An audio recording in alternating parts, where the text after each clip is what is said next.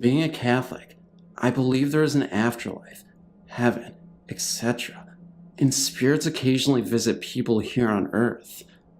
One winter, my family and I, mom, dad, and two younger sisters, went to visit and help out my grandparents, who had recently cleared some land they owned on the Tennessee River, move into their new home. The land they bought had many legends accompanying it, including stories of gold and ghosts. My sisters and I were very interested in exploring the 25 acres of wooded land that had an old Civil War home place on it. An old country store was located about a mile away, and this was the only neighbors my grandparents had. When we arrived, there was a 15-foot long, 15-foot high pile of cut-down trees that had been piled up to make room for the new house.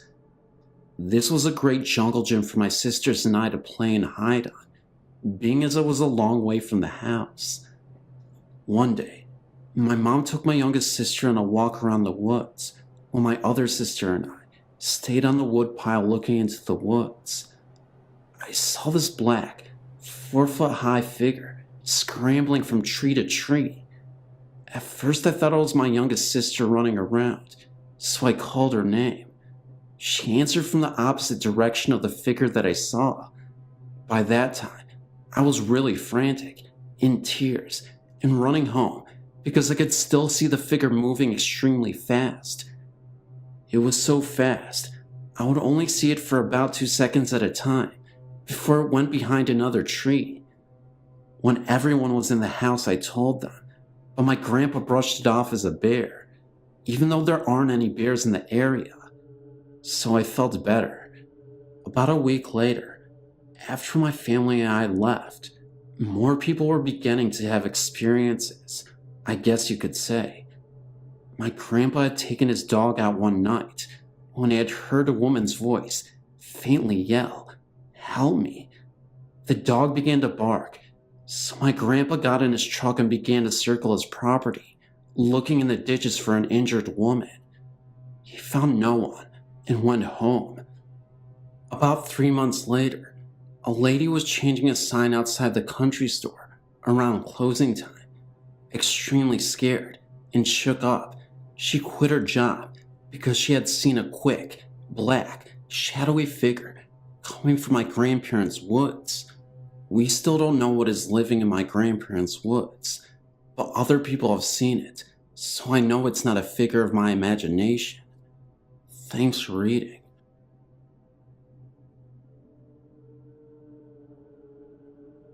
One night, about 13 years ago, my brother and I were Christmas caroling with friends around our block.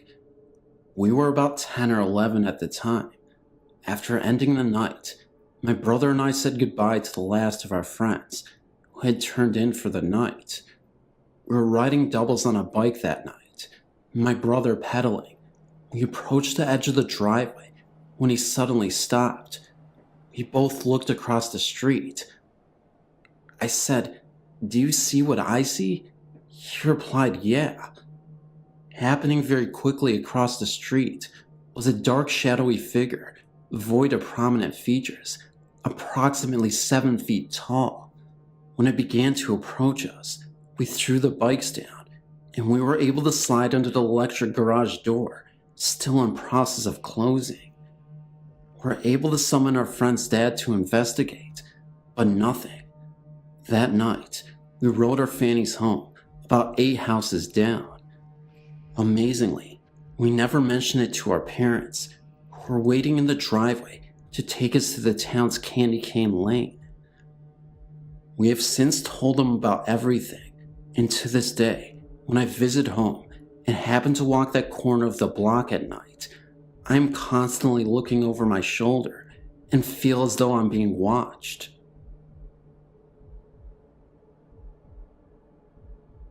Akenesi East Pine Log Road now houses Riley's Whitby Bull Restaurant. This house was in my wife's family from the late 1960s until it was sold to the present owners, operators of the named restaurant. My family and I moved there in 1993 and lived in the house for 2 years after we moved back here from Atlanta. This house was in my wife's family from the late 1960s until it was sold to the present owners, operators of the named restaurant. My family and I moved there in 1993 and lived in the house for 2 years after we moved back here from Atlanta. This house was built in the late 1800s, estimated from the style, and was remodeled in 1914 when indoor plumbing was installed, and this date appears on the tax records, which would be correct. They used the latest remodeling date for effective date. Archaeologists from SC State Highway Department visited the site in the winter of 1994 when the road in front was being surveyed for widening. I took them under the house, and they showed me where the curve marks in the big supporting beams evidenced that the original part of the house was either built before the war between the states or wood from that era, which was recycled into the house. In any event, the home is an old, large, rambling affair of an old southern home that, like I said, is now a restaurant. It's unusual in that it is the Second Empire style, with a mansard roof and a large wraparound porch with Doric columns. On to the story. We frequently heard footsteps when no one was there, and had strange feelings that we were not alone. I could be in the front room, which I used as an office, and hear someone come down the stairs and stand at the large open pocket doors. When I turned from my computer, no one would be there. I got used to it. One day, I was relaxing in the upstairs bathroom in the old 6-long iron bathtub. It was in the middle of the day. I had some time to relax. My wife was away. The kids were in school. I had no pressing work, so I took a midday soaking bath. I was lying quietly in the hot, sudsy water with water up to my neck, stretched out with a washcloth across my face. I heard someone coming down the hall. I slid the washcloth away, opened my eyes, and listened carefully, because I knew I was alone. The footsteps came slowly down the hall, towards the bathroom door, which was at the end of the hall. The footfall stopped at the door, and the old porcelain doorknob moved slightly, like someone had it in their grip, then started to turn slowly in its big square lock housing. It was right near me, because the head of the tub was by the door. I watched over my left shoulder, and then spoke.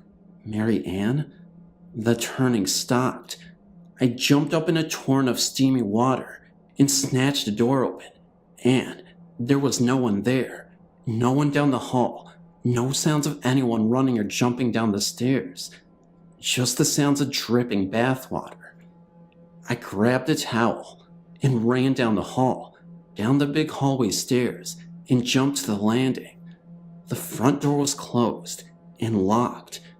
I could see down the hall to the old Victorian carved door leading out to the back porch. Nothing. I sprinted to the kitchen. Nothing. I looked out into the side drive and the circular drive out front. No car. Nothing. Doors were locked. There was no sign of anything out of the ordinary. I searched from room to room and found nothing. I never said anything that might spook the family, but nobody likes to be in the house alone anyway. Funny thing is, now that we live in a modern house, built in 1973, across the cotton field from 801 East Pine Lock, we still hear noises and footfalls when no one else is in the house. I've sensed a presence more than once, and a teenage friend of a family told us that he saw a kind-looking old man one night, dressed in white, standing in our foyer. It was late at night, and Tyler was in the library, and from where he was sitting, he could see out into the foyer. The man in white looked at him, smiled and nodded, and turning, went down the hall. He said it was really interesting, but not too scary. My grandparents died when I was 4, and we moved into their house. They were the only people who ever lived in it. I ended up getting their room. When I was in 5th grade, I started experiencing things in my room. My TV would go on and off whenever I would think that I need to turn it on or off. I had to sleep with the hall light on. One night, I thought I saw my mom in my room standing by my closet. When I turned my light on, she wasn't there. Then I thought I saw my dad standing in the same spot, but that time I kept looking at him as I went into the hallway to see if he was still sleeping on the couch, and he was. I was looking at him in the living room, in my room, and when I turned my light on, he wasn't there, but still on the couch. It always felt like someone was watching me. Then, my last experience of seeing something was in the same spot, but just ahead looking at me. He looked like he was from the 1700s. When I tried to tell my mom, she wouldn't believe me. I'd wake up at night not being able to breathe, and my sister would run in. Then my mom started to believe me when she'd hear heavy breathing in her room when it was just her in there. I'd be walking, and it would feel like someone was trying to trip me. So I told my mom's mom, and she gave me a cross to hang in my room. When I put it up, I didn't see anything after that, but it always felt like I wasn't alone in my room. Now, years later, I found out that the guy staring at me from the 1700s looked just like a picture in our living room. He was an old relative. When I still go by the house, it still feels like something evil there, but at our new house, it feels like a household. Now that I'm 21, I think that it was my parents' dad still in the room that I had. That's the only reason.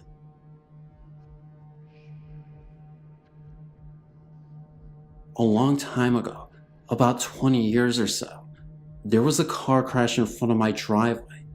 At the time, I did not live there. At that matter, nobody did.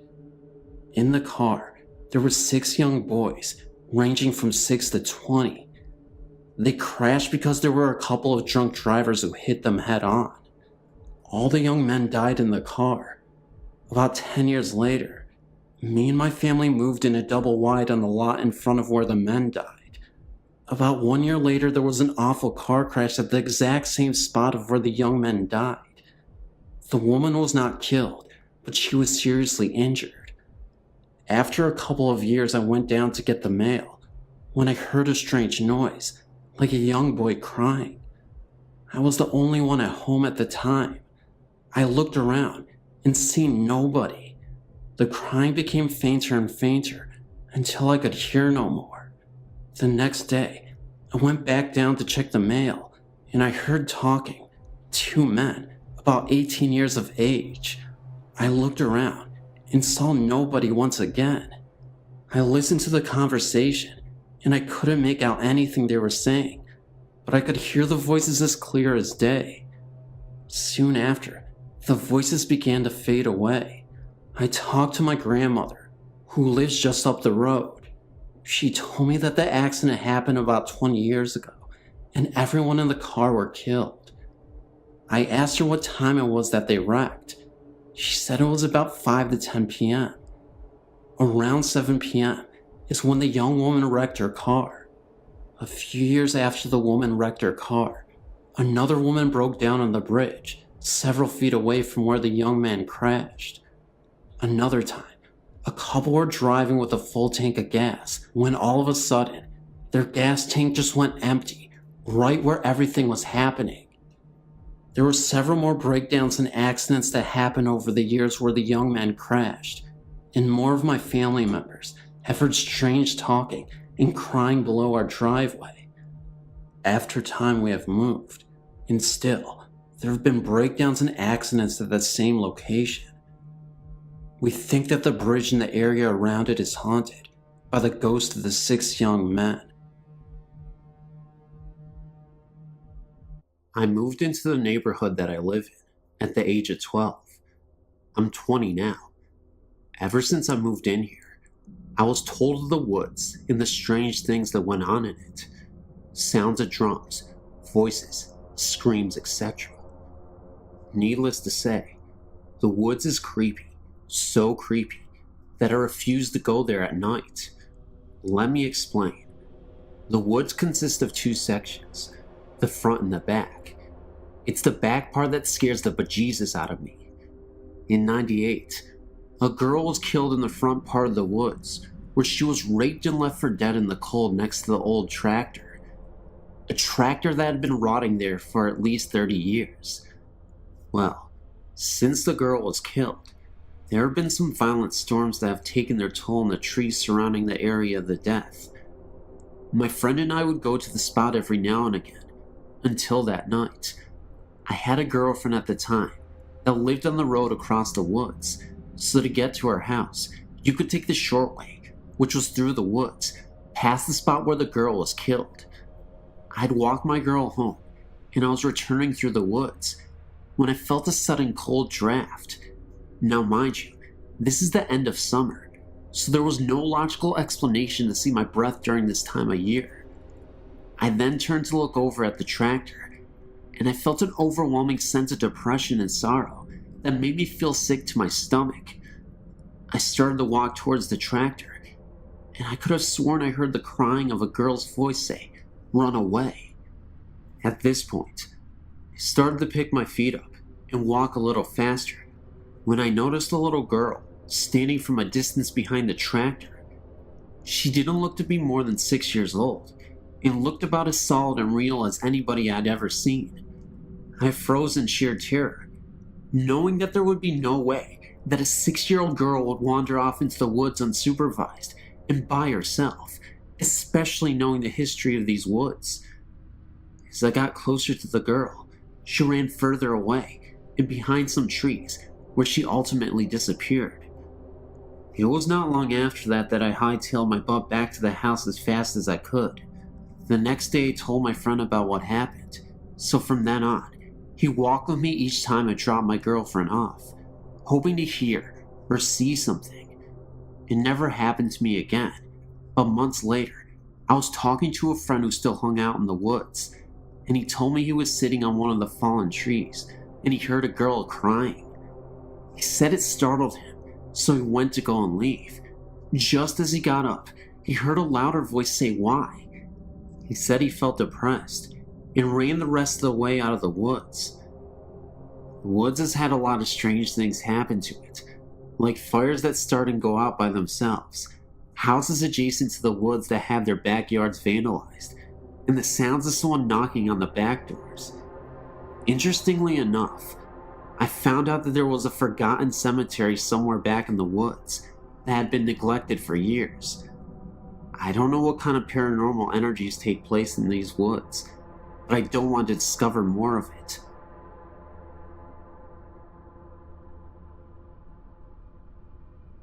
My parents still live in the same house I grew up in with my older sister. My experiences with ghosts began at about age 8. One night, I'd just gotten into bed and was waiting for my dad to come tuck me in. The lights were still on, and the whole family were upstairs. I wasn't alone or anything. I was wearing a nightgown. Suddenly, I felt 2 hands run quickly underneath my nightgown, up my legs, and over my body. I screamed bloody murder, and my parents came running in. I don't remember if they believed me, but I never slept in that room again. I traded rooms with my sister.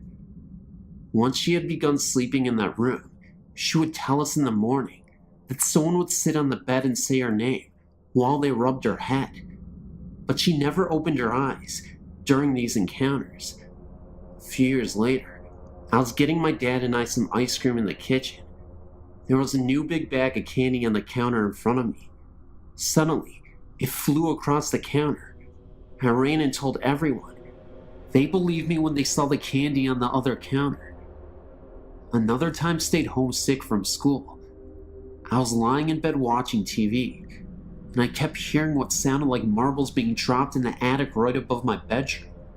I was so scared, I called my mom, and she sent her friend over to stay with me. To this day, the TV in our kitchen turns on and off by itself. My aunt reported hearing music being played in her family room when everyone else was outside. Last weekend, My family gave me a bridal shower at my parents' house. When I got the pictures back, almost all of the pictures have orbs in them. I could not believe it.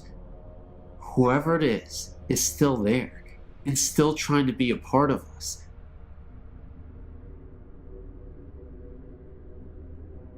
It was my first time going to the Gettysburg war site. First, we visited their museum and looked at old clothing and war supplies. Then it was time for the tour of the battle site. It started off regularly, the guide showing us all the memorials and explaining this and that. Then it was time to get out of the car and look out over a field where a charge was made.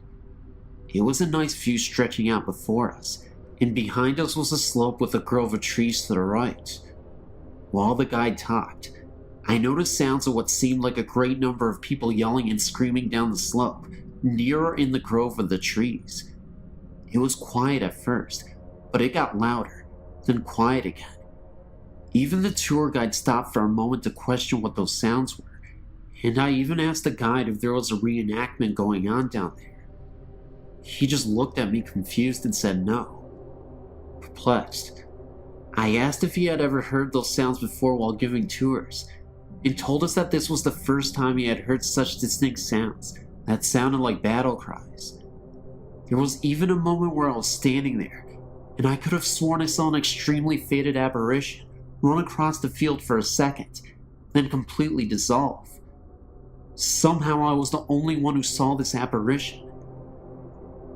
We then moved on, and as we walked back to the car, I asked my mom later about it.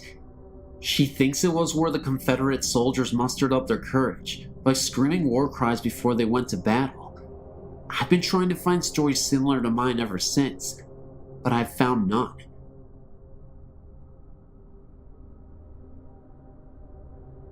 My name is John, and I've been a Civil War reenactor for about 4 years now, attending living history events and reenactments throughout the mid-Atlantic states.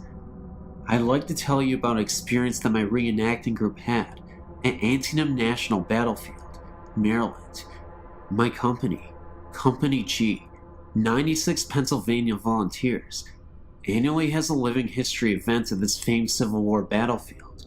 It was here that in September of 1862, one day's casualties amounted to 23,000, more killed, wounded, or missing in one day than the casualties in America's previous wars combined. At one point during the battle, one American was injured with every second ticked by. I'd like to note that this was the ground upon which we were camping on. To continue my story, we traditionally take a walk into the battlefield to a small lane known as the Sunken Road. Here, Confederates hunkered down on a road that had been worn down by years of wagon travel, holding off wave after wave of heroic Union soldiers advancing upon them. Eventually, the Union forces swarmed over the Confederates' right flank and fired into the rebels from down the road, driving them off. This is where we annually took a midnight tour, hoping to catch a glimpse of energy left from 1862. Please note that even though the park closes around 10 p.m., the rangers often allow us reenactors to walk around. This is because if we found anyone defacing a monument or even shifting a pebble, that person will be praying for a ranger to come by and save him. So this night, about a dozen of us strolled down the sunken road and eventually came upon a monument located in about the center of the lane's length. We sat down along the banks of the road to relax and take in the atmosphere. About 20 minutes passed with silence and a few pictures taken here and there of us around the monument. Soon, 4 of us, myself included, chose to walk the remaining distance of the road to an observation tower, climb it, take a few snapshots, then head back.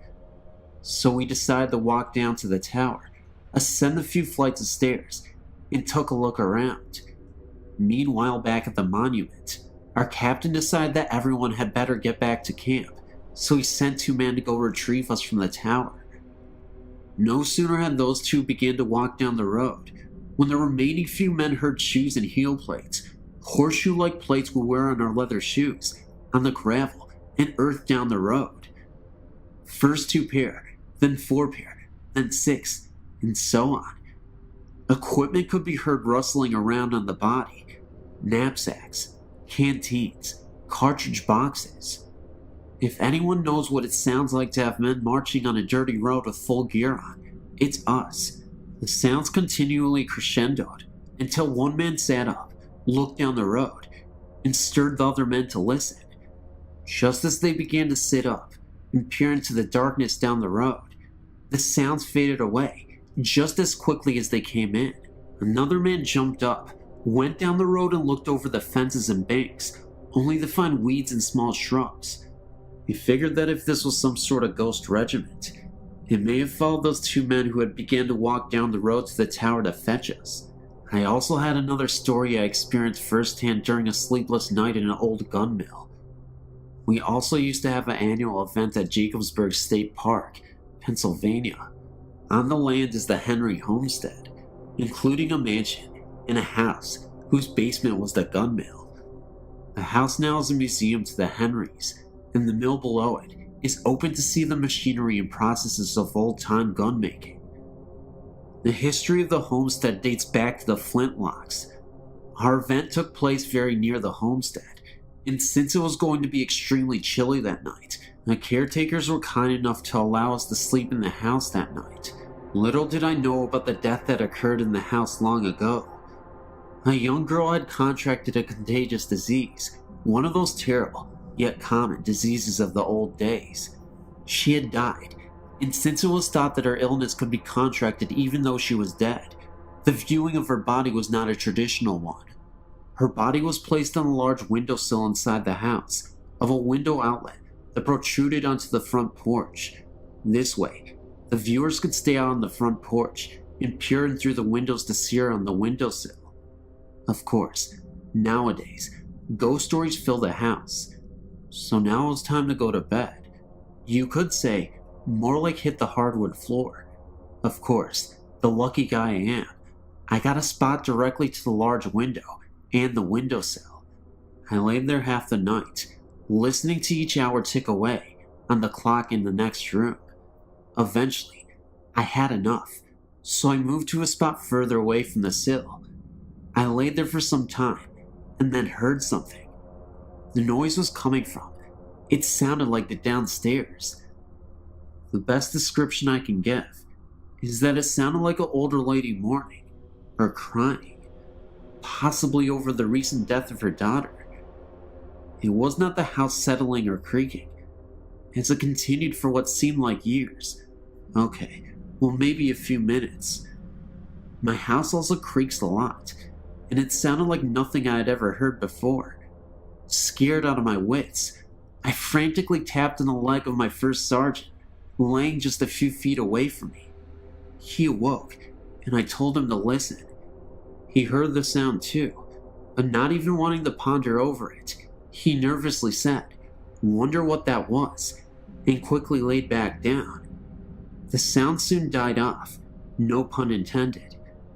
Sleep was pretty much out of the question now, so I laid there another hour or so, until I heard something else. This one is easy to describe. Imagine being outside, and 2 other people are far away from you having a conversation. You can make out murmurs, in tones and voice, but not individual words. Almost like being underwater, and someone is talking above surface. That's what I heard. Only it seemed to be between a lady and a child, probably a young boy. Again, the sounds came from below the floor in the basement. These didn't last as long, possibly because God answered my prayers for them to stop. That night, I heard every single hour chime by, and every minute crawl past, every second tick by on the clock. Needless to say, the next morning, I wasn't a happy camper. Hope you enjoyed my stories, and yes, they're true. I told them just as I know them. Have a good one. I was in an infantry company in Germany back in 1989 to 1991. We use what is called a Bradley fighting vehicle. It weighs about 51,000 pounds and looks like a tank. We were doing live fire exercises at night, and we finished about 2 a.m. I was driving a Bradley in a convoy of about 10 other Bradleys, returning to the motor pool. The drivers used a large night vision scopes to see by. It's like watching green TV, and the Bradley commanders use that one that attaches to their helmets. While driving, a commander is to stand on his seat so that half of his body is outside of the vehicle, so that he'll have a better view of the surroundings. At about 3 a.m., I saw a man standing by the dirt road we were traveling on. I figured he was one of the German range patrolmen, and that he was just waiting for us to pass. Right after the Bradley in front of me passed, this man walked right out into the dust of that Bradley. I hit the brakes to avoid hitting him. At the exact moment, my commander said watch out, but it was already too late. I knew I must have hit him. I didn't even see him come out on either side. My commander then asked me if I'd seen a man walk out in front of us too. I said yes, and then he said that he had too. But when he turned around to check for a body, there wasn't one anywhere on the road. This dirt road was about 50 feet across, and when we returned to the motor pool, we took a flashlight and checked the whole front end and found nothing. No blood, no piece of clothing. There was nothing.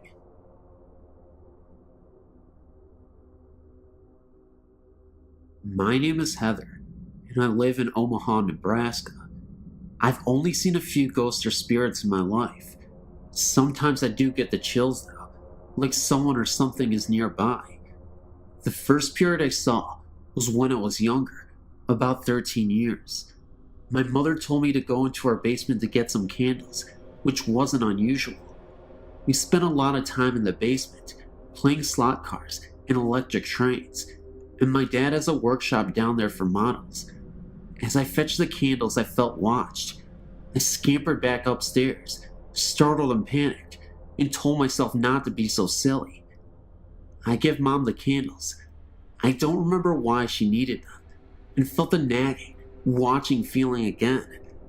I opened the basement door, and around, green-white light was bobbing slowly up the steps, I think about 3 to 4 feet off of the ground. I grabbed my jacket and ran outside to my grandma's house down the hill. I never saw it again, whatever it was, and everyone laughed at me for it, but I remember it clearly. It was green and glowing with a soft white light. Mom laughed and said it must have been a glow-in-the-dark Halloween candy bucket from the size and color, but she couldn't explain how it was floating. My house is quite old, about 80 years, and nothing like this has ever happened again. We're the third family living there, and nothing violent ever goes on. I still get the odd feeling, but it's never been strong enough to make me panic again. The second spirit I saw really floored me. I was 14 and was riding my bike around town since it was a nice summer day, and I ended up on 2nd and 22 in Q, about 3 miles from my house.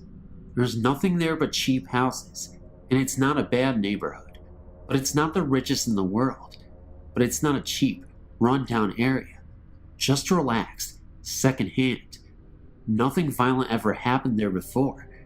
It's become a run-down area now, and there was no graveyard, or ancient Indian burial ground, or anything that I, or anyone else knows of. I wanted to go to Dairy Queen on 24th and Q, and I was behind it. As I came to 22nd, I saw a flat field, where I knew there should be houses. It was filled with what I can now describe as short, rectangular tombstones. I saw a woman standing there, dressed all in browns and earth tones. I couldn't even see her face or hands. She had a headscarf on, and her hands were held in front of her, covered by her sleeves. I think she had on brown shoes, but I don't really remember her having feet or not. I'm inclined to think not. I asked her what this was, but she didn't answer. I turned back to the graves, which had vanished and replaced with the things that should have been there. Street, houses, sidewalks, trees. I turned back to the lady, and she was gone. I had a very chilly, uneasy feeling, and a few dead leaves fluttered by. I rode away as fast as I could. I once saw a strange figure in the mirror, a girl my age, 13, but with dark brown hair, with thin bangs and braids past the bottom of the mirror frame. She just startled me, but caused me no harm. The last one I saw left me breathless and thrilled. I was staring out the window to our front window when I thought I saw something in the clouds. It couldn't have been lightning because it wasn't fast enough. It resembled very slow lightning. It was white and long and crooked. I got up and tried to stare out by the light. It was at a bad angle, so I stood up and walked to the front door. As I peered out the glass, I saw a flash of lightning and a giant pair of silvery white eyes, rimmed with blue, which then vanished in a flush. The outside of the window was covered with condensation, like breath, which smelled really sweet, like milk. I wiped it away. I've come to the conclusion that the first three were just random encounters, but the last one was a kind spirit, one that was looking in on me. I haven't seen anything so clearly after age 15, but sometimes I see holes in my vision, weird things. After rubbing my eyes and refocusing, they're gone. And sometimes I can hear odd noises and voices no one else can. I don't think I'm psychic or anything, but I do think I'm a little more sensitive than the people around me. I know, you may not believe this, but it happened. It's true. Thank you. I feel kind of silly writing this, since I haven't talked much about it since it happened. I'm 17 now, and still can't come up with any explanation other than spirits. I've always been a believer, and hoped to one day have my own encounter with ghosts. I never thought it would be as terrifying as it was. 8 years ago, summer of 2000, my dad's family was having a reunion, and we all decided we would stay at Oak Island Beach in North Carolina. I'm not sure if that is the exact name. I know it was something to do with oak in it. The week we were there, the weather was very fickle. It rained most days, and the sun was only out 3 or 4 times. Most of our time was spent indoors. My parents, sister, and grandparents shared one condo. My dad's brother and sister and her family shared another, and his step-siblings were in the third with their children. One night, while it was storming, my cousin Josh and I went to the condo to play video games and watch TV. Everyone else was in our condo, playing cards and drinking. We played Dino Crisis and an X-Men game, and decided to watch cartoons after about an hour. We spent another couple of hours just goofing off, when the storm really started picking up. We were sitting on the couch, talking and laughing, when we heard a creak on the balcony outside. Neither of us is scared easily now, and we weren't then either. I looked out of the sliding doors, but everything was pitch black. We went back to our conversation and had no interruptions for a couple of minutes. When a bolt of lighting lit up the beach, we saw a man standing on the balcony, dressed in a trench coat. He seemed to be looking out at the sea. It all happened so suddenly, we didn't believe what we saw, no matter how skeptical we were. We weren't about to go and check like I had with the noise. After a couple of minutes, we noticed the door was fogging up. Not the entire thing, just a little patch, about 6 feet off of the floor. We were very spooked now. During the next bolt of lightning, we both saw the man standing against the door, looking in on us. He screamed, and I screamed, and we jumped over the couch, headed for the door. We yanked it open, and as we did, we heard the sound of glass breaking. We didn't look back, just ran across the parking lot to the other condo.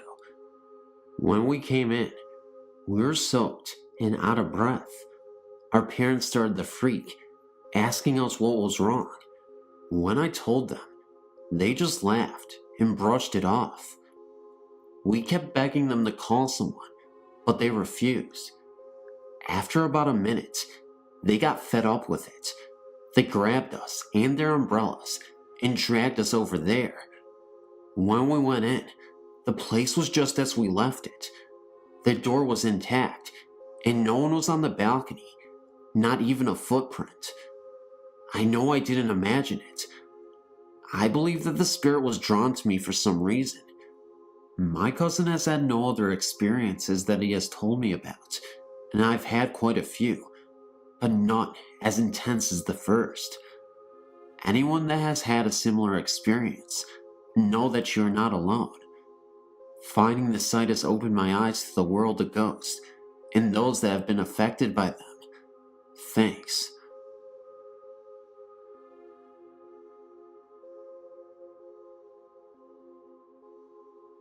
My Aunt Terry, from my father's side, lived in Oklahoma. When I was about 16, she came here to Memphis, and she told me about a house that she lived in. She said that when her husbands and kids moved in, there was a barn out back, and she said when she walked in there was an upside-down pentacle on the barn floor. After she saw that, she never went back out there. One night, when everyone went to bed, my Aunt Terry heard the dogs barking in the kitchen. She went into the kitchen and watched her dog bark at a corner in the room. The next night she went to bed, and the TV in the living room came on by itself, and she said it did it every night. So one night, she decided to unplug the TV, and she went to bed as normal, and the TV still came on. Then another day, after everyone ate dinner, they were all sitting in the living room. My aunt looked out the window and saw a pair of red eyes. Her husband saw them too, and it really freaked them out. On yet another night, my aunt and uncle and the kids were leaving to go see a movie, and on the porch stood a beast with red eyes, and half his body was human, but the rest of him was like an animal. She described his hands and feet as hoofs. Well, after they got home that night, my aunt and uncle made the kids sleep with them, and Catherine started to get really sick. When my aunt and uncle tried to take her to the hospital, the car wouldn't start, so they had to push the car all the way down the street, and it started right up. The doctors couldn't find out what was wrong with Catherine. My aunt and uncle decided to move, and every morning the car wouldn't start when my aunt had to go to work, until my uncle pushed it down the street. After my aunt and uncle found a new place to live, when they got everything they owned out of the house, Catherine got better immediately, and the car never gave them a problem, and the TV never came on by itself again. Some strange occurrences, but I swear they're true. Thanks for reading.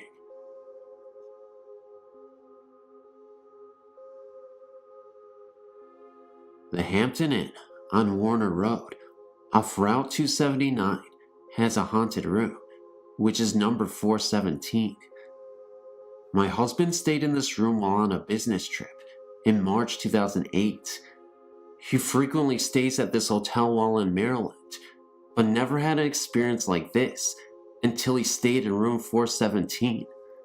This was his room for 3 nights, and for the first 2 nights, he was very restless and didn't sleep well, which was not a normal occurrence for him. On the 3rd restless night, he realized that he was hearing noises inside the room, not from adjoining rooms. These noises were hangers moving around in the closet, the refrigerator door opening, noises from the bathroom, and the sound of glass being set on the nightstand next to the bed. Final thing that really spooked him was that something grabbed his side as he laid on the bed, trying to ignore the sounds and fall asleep. He was not imagining any of this. He could still feel the sensation of his side after jumping out of bed.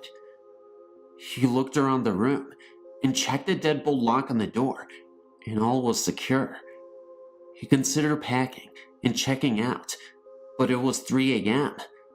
He finally fell asleep and checked out the next morning. He has since stayed at the hotel and was offered the same room upon check-in, but he refused it. The hotel clerk wanted to know why, but he didn't want to sound foolish and wouldn't elaborate on his experience. For the record, he didn't believe in ghosts or spirits until this happened. We believe that someone must have died in this room, heart attack or something, and their spirit is trapped there. We dare anyone to stay in this room. It is creepy.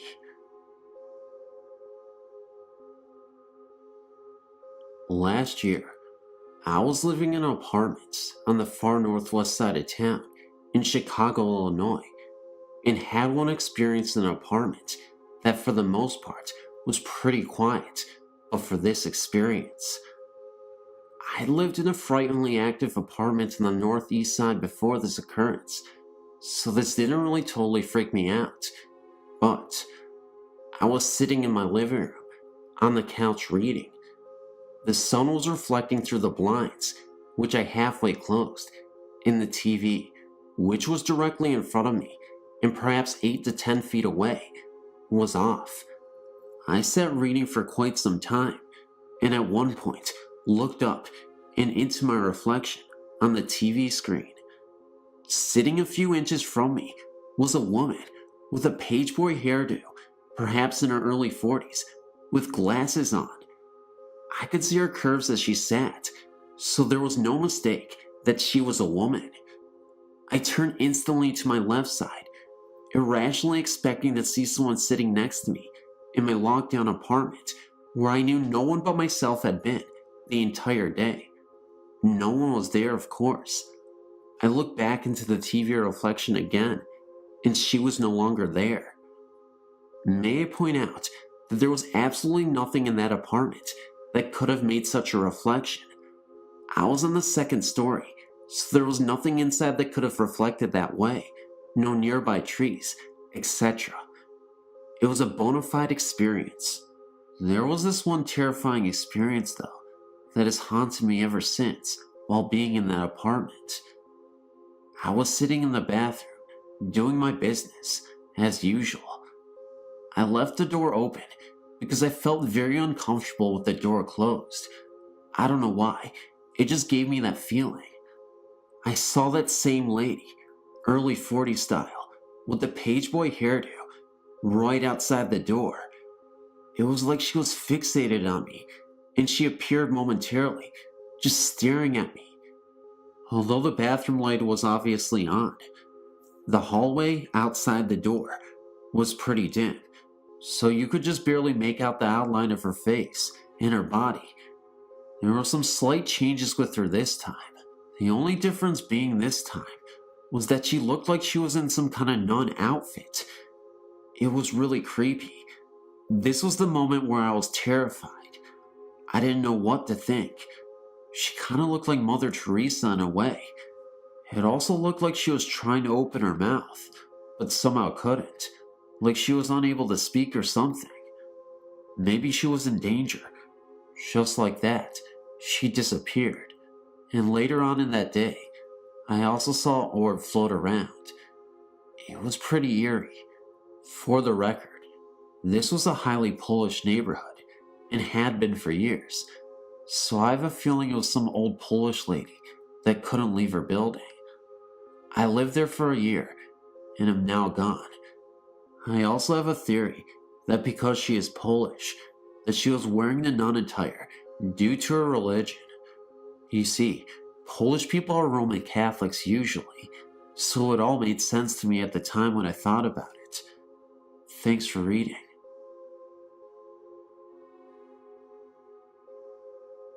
I had a personal experience at this bed and breakfast, and it was so exciting. A friend of mine and I were staying in this B&B, the Henderson House, while we visited her daughter at a nearby Baptist university where she is a cheerleader. We stayed in the downstairs guest bedroom by the dining room. When we arrived, they were setting up for a big sit-down dinner and reception with round tables covered in white tablecloths. It was a big affair that went on for a while we were at a football game. When we arrived back at the B&B later that night, it was late, and the staff was cleaning up and putting up the tables. They apologized for making so much noise and said that they'd be finishing up for the next hour or so, washing the tablecloths and putting them away. We were exhausted, so we each took a shower, and my friend crawled into this beautiful mahogany bed, and I pulled out the sleeper sofa and settled in and watched TV for a little while. Finally, it quieted down somewhat out in the parlor, so we turned off the lights and immediately fell asleep. I woke up some time earlier as 3 women in gowns brushed by my bed, carrying things. We had gotten quite friendly with the innkeeper and her staff earlier, so I really didn't think that much about it and wondered why they had put things away in our room before morning. The next morning, I asked my friend what the women were doing in our room the night before. She said, "What women? No one came in here," and she motioned towards the door where the deadbolt was still locked. She went out to the dining room for breakfast a little before I did, and as I was walking out into the hall, she walked up to me and said, "Come here, the owner has something to tell you." When I walked into the kitchen, the owner looked up and said, "So, you saw them, huh?" I told her I saw 3 women in gowns, and she said, "They are dressed in wedding and bridesmaid dresses." She then walked into the parlor and opened the big old photo album and turned to the page that showed a wedding party lined up on the staircase. It was them. They are seen from time to time getting ready for a ceremony, and the bedroom where we stayed at was once a porch that leads around to the front of the house. Because it is a Baptist college, they don't promote these ghost stories, as the college frowns on it. But she said many people see them. There is also a ghost of a captain, Army or Sea, I didn't quite get, but he haunts an upstairs room with a big bay window and is seen often too. It was not a frightening thing. I loved it, in fact, and hoped to go back again. They were not see-through people, and had I reached out, I could have touched their dresses. Maybe.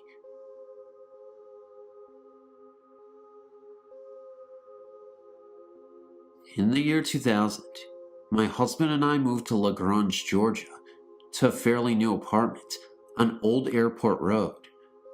His job had transferred him from New Hampshire, and he was able to be on a 5-day shift, 5 on and 5 off. That meant he would not be home every other week, as he was a truck driver for a major store chain. Anyway, after being there a month or so, we decided that it was a great little town to settle down in and began looking for a house. During this time, we had no incidents at the apartment. After another 2 months of searching, we finally found the house we wanted. It was a 3-bedroom ranch with a small in-ground pool located in a rural part of LaGrange. When our offer was accepted, we were ecstatic. This is when my 4-year-old son began falling out of bed at night, something he had neither done before or after living at this apartment. Eventually, this led him to waking up in the middle of the night, and I would have to go in and confront him, which was usually fairly easy to do, and he'd go back to sleep, only to wake up later again in the night. When I put them to bed, I would sit in the hallway between both of their doors. Daughter's bedroom was at the end of the hall, which was about 10 feet long, but their doors were close together. I would have all the lights off, except the hallway, and once they were asleep, I'd go and get on the PC in the dining room, adjacent to their hallway. This hallway had a bathroom at the opposite end of the bedrooms and a laundry closet where my washing machine were. One night, My son insisted I lay with him in bed, so I laid down behind him, closest to his closet, with him closest to the door. My eyes were closed, and we were both resting quietly, when suddenly he half sat up in bed and said, "Who is that?" Naturally, I asked, "What do you mean?" He said a woman in a long skirt just walked by his bedroom door and headed to his sister's room. Of course, this is the week my husband's gone, so I'm alone in the apartment, thinking someone must have broken into our second-floor apartment. So I got up and looked. My daughter, who is 9 years old, thankfully was sound asleep, so I checked her room, closet, and under her bed to make sure no one was in there. I questioned my son again, and he said no one passed back by his door, and there's no exit from my daughter's room, just right by my son's room. I brought both kids to sleep in my bed on the other side of the apartment that night. Another night, I sat in the hall again until they were both asleep. Now keep in mind, all the lights are off except the hall, which includes their big walk-in closets. No lights on. When they were both sleeping, I got up and used their bathroom at the end of their hall. While in there, I heard what sounded like a toy hitting the wall in my son's closet, which shared a wall with the bathroom. Thinking that he woke up and started playing, which was not like him at all, by the way, I went to his room to find him sleeping cozily, but the closet door halfway open and the light inside open. Okay, so now I'm freaked out because I know that the door was closed and the light was off, and yes, his bed's right next to that closet, so yeah, I took them into my room again. Again, on another night, my son wakes up again, but this time my husband's home and we're all asleep in our own beds. I can hear my son crying, so I go to comfort him, but he's not there. My husband and I can't find him, but he's still crying, sobbing, a terrified cry actually. In a minute or two, we find him hiding under the sink in the bathroom at the end of his hallway. He told us the mean lady won't let him pass. He had tried to come in our room, but she stood in front of him. Again, he described her exactly the same. Long skirt, hair up behind her head, and she makes faces at him. Now I know for a fact I'm dealing with a ghostie here, but husband thinks I'm just going nuts and putting stories in the kid's head. My daughter, meanwhile, never notices any of this and is not disturbed. While on the computer one night, late around 2 a.m., I hear 3 distinct loud knocks under my feet. One on the left in the small kitchen, one directly below my feet, and one to my right. Sounded like someone downstairs used a broom to knock on the ceiling in extremely rapid succession. I sincerely doubt that anyone can move as quickly in the downstairs apartment and get by the furniture they undoubtedly had there, just as I had mine arranged. I know for a fact the lady and her kids were in bed by 10 at night. So the bank has decided that they will give us a loan on any house in LaGrange, except that one, because it's rural, so we try another place and another. One night, I'm sleeping, and have a more vivid than any other dream I've ever had, kind of like a dream nightmare. In it, we live in the house, and I'm looking for my son, only to find him floating face down in the pool. I woke up crying, and made up my mind that there's no way I'm ever moving into the house. So now I must convince hubby, who thinks I'm nuts anyway, and is determined to get to that house. Well, having bought a puppy when we started looking for a house, this collie is now almost fully grown size, but he still has accidents, so we keep him penned in the kitchen with a large baby gate. When we go out, this doggy somehow gets past the gate by pushing a corner or whatever, and is running around our apartment. So one night, we're going out to dinner, and hubby and I lock up Poochie and set 2 high back dining chairs against the gate. Keep in mind, our apartment is carpet, thick and plush everywhere, except the kitchen. When we return, Puppy is looking at me from my kid's hallway and the gate is still exactly as we left it, and the chairs are too.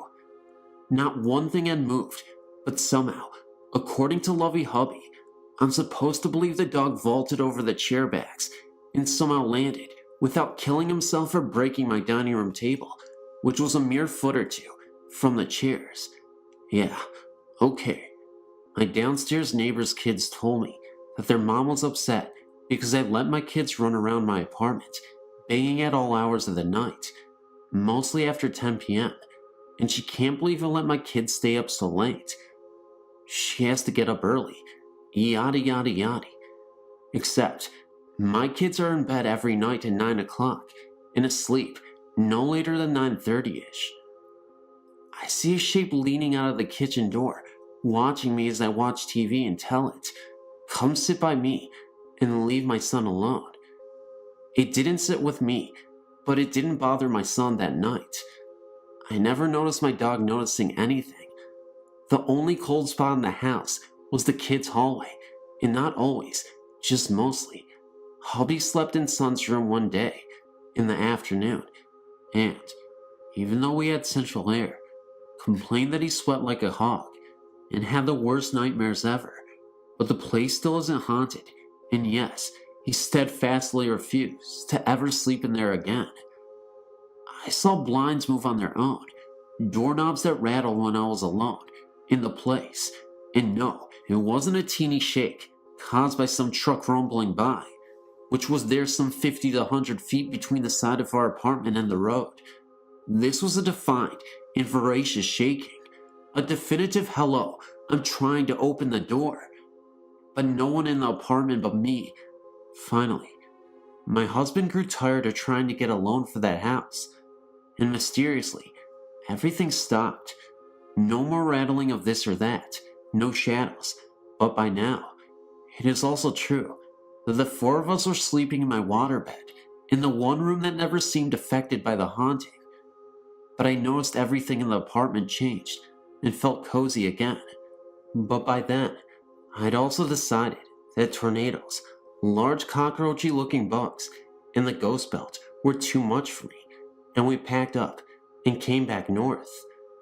Interestingly enough, when we returned home to my parents' house, which we later bought, which has never ever felt anything but perfect there were 3 knocks on the bottom half of my bedroom door one afternoon. I was alone in the house. Immediately, I felt that was the spirit or something, telling us we made the right choice by not getting the house. My father believed that it was his mother who had lived and died in North Carolina, who knew something bad would happen to my son if we bought that house, especially since it all seemed to stop when we stopped trying to get financing for it and gave up on the house. My son has never been affected by any other ghosty type stuff since then, and he's never fell out of bed again either. Feel free to email me if you choose. I had an experience at this location similar to the gentleman who shared his story, so I'd like to share mine as well. One evening, out of the blue, my friend told me about this haunted track just outside that small Saskatchewan town located in Canada. We decided to take the several-hour trip just for fun, just to see it. My friend, who knew about it, had already been there several times, and told us exciting but scary stories about it. 2 carloads of us made that trip that wintry night. We drove our vehicles down the track, past some no trespassing barricades, and parked. We got out to look. So to speak, we saw the light. This bright light, similar to a single headlight, slowly moving towards us. We then noticed it would split in 2, move fast, slow down, merge back into one, and repeat at fast rates. Freaked out, we ran back into the cars to leave, to notice the one larger car got stuck in the snow. We tried to get out. The longer and harder we tried, the brighter the light got. We couldn't move the vehicle away from the light because of the snow, but the guys figured we could move it forward, towards the light, unfortunately. Myself and another girl slowly walked towards the light to see if there was a clearing so we could turn around. When we did this, the light seemed to fade away. We walked quite a ways down, then decided to go back to the cars. We turned our backs to the light, which was at this time quite a ways away. You just have to look back, and after a few steps, we did. The light instantly grew in intensity and jumped what was like 50 to 70 feet towards us and was right behind us. We ran to the cars. It followed just as fast. Something, it wasn't the snow, kept making me trip over and over again, hurting my foot even more each time.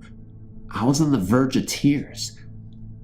Eventually, somehow, we got back into the cars, managed to get turned around, and started heading back. Then the car in front of us got stuck. The light moved up the road with us, but this time, maintained a bit of a distance. We got this car unstuck with less trouble than the first, and proceeded a few meters more when we came back to the barricade. I don't know how we got past it at first. It seemed impossible to get back. Big pieces of metal in the middle of the path, ditch with trees on the side. Maybe just enough to get a car through, if there was light. One of the girls got on top of the pile with a flashlight to show where the edge of that was. I got in the ditch to show where the edge of it was, turned on the headlights, and the most absurd thing happened. The spotlight went crazy, fast, unpredictable movements, sudden duplications, merges, etc. Then little red lights surrounded it as it turned into one huge glowing white light. Then the huge light went out, gone, instantly. The red lights remained, and they flew towards us at high speeds. I tried to get myself out of the ditch and run to the car, but my foot felt as if it was being pulled back by someone. I yelled at the top of my lungs for help, but everyone else was spooked by the red lights, and they were running. More resistance was felt to my ankle, and I looked back at it and noticed the red little lights now, about a meter from me. I yelled at them to leave me alone and for my friends to help. All of a sudden, I was released from its stranglehold. I then proceeded to leap from the ditch and ran as fast as I could. I got up and ran as fast as I could to jump in the car. We left and got away from those tracks. I know I yelled. The scary thing was, I asked my friends why they didn't help me get out of the ditch. They said they didn't hear me yell at all for anything. I know I did. Did the ghost take away my voice then and there? Discussing this event afterwards with the group, we concluded I had the scariest experience of the 8 or so of us who took the trip. Why? They aren't sure, but I think I know. I was the one who didn't believe any of it would happen. The ghost had to prove me wrong. They did. Trust me. Believe. They are out there, and you don't want them to have to prove it to you. Every time I tell this story to anyone, even typing it, my body stiffens up like I did that night. I feel a cold sweat, and every shadow scares me. It scared me to tears that night. I returned another time with other friends. They all believed at first, so they ventured out down the path, ran back within seconds, scared out of their wits. I got as far as 5 steps from the car when I jumped back in and locked the doors.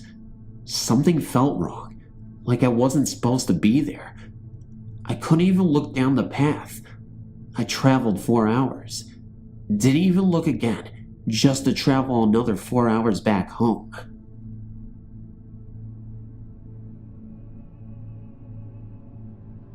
Over 35 years ago, in our farm neighborhood, there was a farm where an old woman lived alone. It was said around the neighborhood that the old lady was a witch. I don't know if she actually was a witch, but she was pretty scary looking. She wore long dresses and always had a scarf tied over her head. She walked with a cane and was kinda stooped over looking. She didn't own a car, and we would see her walking up and down the roads. picking up cans and bottles, which I guess she sold. We would pass her in the mornings on the school bus, and whenever the bus went by her, all the kids would quiet down and sit silently in their seats. We wouldn't admit it, but we were scared of her. As I said, she lived on a farm. She did not farm the land, but rather cash rented her ground to another farmer. The land was a mix of ridgeland and ridge bottom ground, prime farmland. There was a nice large woods which held an abundance of wildlife. The farmstead itself consisted of a large 2-story farmhouse, 2 barns, and a spring house. Large old pines surrounded the house. It actually was kind of a pretty farm. In 1963, the old lady died alone, and her land was bought by a neighbor in a sheriff's sale. The neighbor was never successful in finding a tenant for the house. It seemed that nobody would live there very long. Then, in 1966, the house and all the outbuildings burned to the ground. The ensuing investigation didn't ever turn up much, but to this day, the rubble of the fires is still there, and the site is slowly going back to nature. Just a large pine still mark where the farm stood. Along came 1967, and for me, life changed. Graduation, the Marines, and Vietnam. Thoughts of witchy-looking old ladies were the furthest from my mind. Presently, after 2 tours, I returned to the good old USA, and for a while, traveled around, seeing the country. Soon, I became homesick and moved back home to Indiana. Having lived in the bush for a couple of years, I guess I had a hard time adjusting to life among people, so I would spend a lot of time in the woods hunting, or just sitting alone, in the quiet.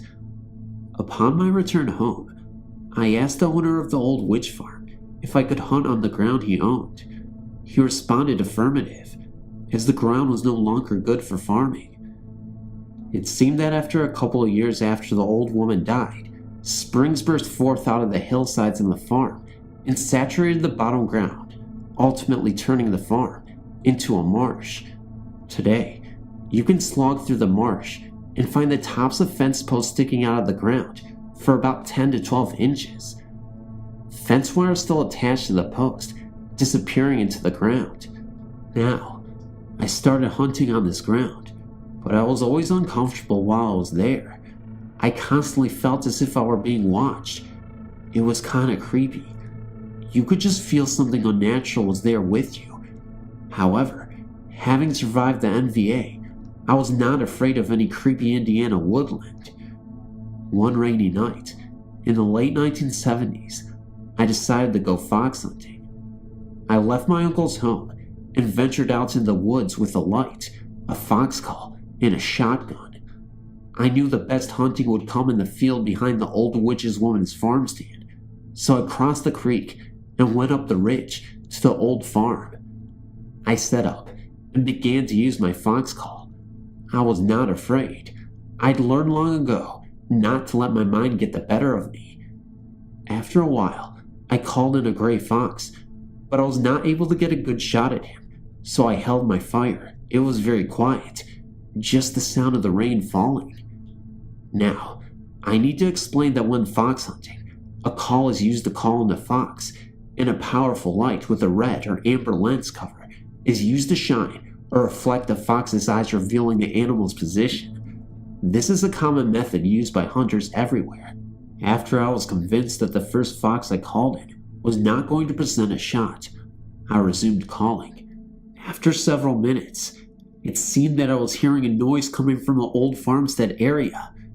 I shined my light in the direction of the pile of rubble that had once been the farm buildings, and suddenly, I realized that the light was reflecting back a pair of eyes that seemed to be 8 to 10 feet off the ground. Okay, no need to panic. Probably a raccoon up in a small tree, trying to get a better view of an animal that was in distress, a noise my call makes. Regardless of what it was, this incident spooked me, and I decided to leave. I blew my cover and removed the red lens cover from the hunting light and turned it into the direction of the elevated eyes. Now, an animal's eyes will reflect red in light, but normally reflect with a greenish tint in white light. However, the eyes of a possum will still reflect with a reddish tint. The eyes that were being reflected in my light stayed red. No big deal, just a possum. I gathered my gear and started across the field for the wooded slope to go home. Turning my light in the direction of the red reflecting eyes, they were still there, unmoving, but closer. Now, any animal whose eyes are being reflected in light will eventually move their head, causing a momentary break in the reflection. These eyes were unblinking, unmoving, except they appeared to be following me towards the woods. The scariest thing was the fact that the eyes were still about 10 feet off the ground. It was then I realized that there were no trees in the field for an animal to be in, and no Indiana owls can hover like a Harrier jet. Suddenly, this battle-tested Marine panicked and started double timing towards the woods. I found the footpath that went down to the creek crossing and started down it. After going about 40 meters into the woods, I stopped dead in my tracks. I was suddenly paralyzed with fear. I knew if I turned around that the pursuing eyeshine would be behind me. Mustering my courage, I slowly turned, shotgun at the ready, and as sure as hell, the reflection was there at the tree line, still about 10 feet off the ground. In the powerful beam of my hunting light, I should be able to see the body of whatever was following me, but all I could see were the eyes, staring, almost seeming to glow red. I was toying with the idea of shooting at what I was now sure was an apparition, but a low guttural sound, which came from the same location of the eyes, convinced me that this was not a good idea. I was overwhelmed with the feeling to get the hell out of here, so finding the feeling in my legs, I broke and ran like I never had before. I did not even use the stepping stones at the creek crossing. I just splashed through the water. I continued my pace through the scrub timber until I finally found safety in my uncle's farmyard. At this time, I heard a cry coming from the timber that I cannot duplicate or describe accurately, but it had a mocking quality to it. What did I see in those woods that night? I don't know. It wasn't anything indigenous to the Indiana woods. It was something that scared the hell out of me more than an NVA B-40 rocket ever did. I know that I will never go into the woods again at night. This incident happened over 20 years ago, but I can't shake the image from my mind.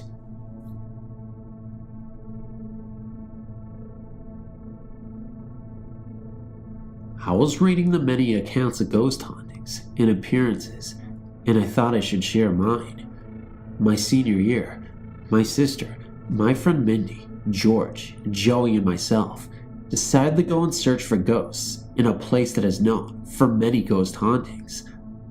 I'm from San Antonio, and some of you may be familiar with the tracks, school bus crash that killed several children and bus driver in the surrounding Espada Park. On the way to the tracks, there is a cemetery about a couple of blocks off the main street that leads you to the tracks. It was about 11:30 at night, and we heard about the statue of the Virgin Mary, that if you stare at her long enough, she starts to rock back and forth.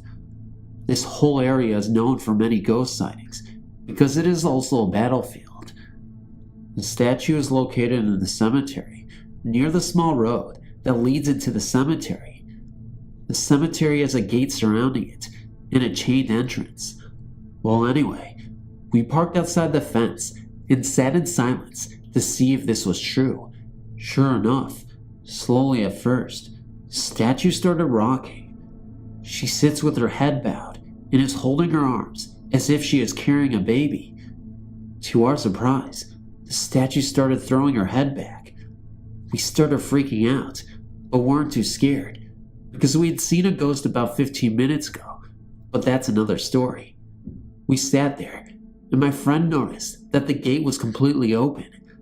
I don't know how we would have missed an observation like that, since we have to pass the entrance to get to the park outside the gate to see the statue. We all decided to go in and get a better look. We were being stupid and just weren't scared enough, I guess.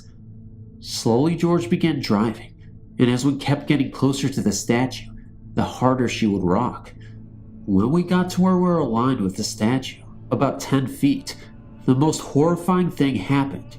The statue lifted her head and stared at us, but with no eyes and no face. It was completely black, and what made everything worse was that as soon as she looked at us, the car shut off entirely. We were in hysterics, screaming as if we were being murdered. Even George and Joey, two 18-year-old men, were screaming like girls. The car was a year old and had no problems with it. George continuously tried restarting the car, and it just would not turn on. The rest of us are looking away from the statue, and I was praying to God to start the car. Finally, what felt like an eternity, it started, and we hauled ass out of the cemetery and took a right out of the entrance, which leads us further away from the main road towards the tracks. We were in shock and decided to skip going to the tracks and go home and pray.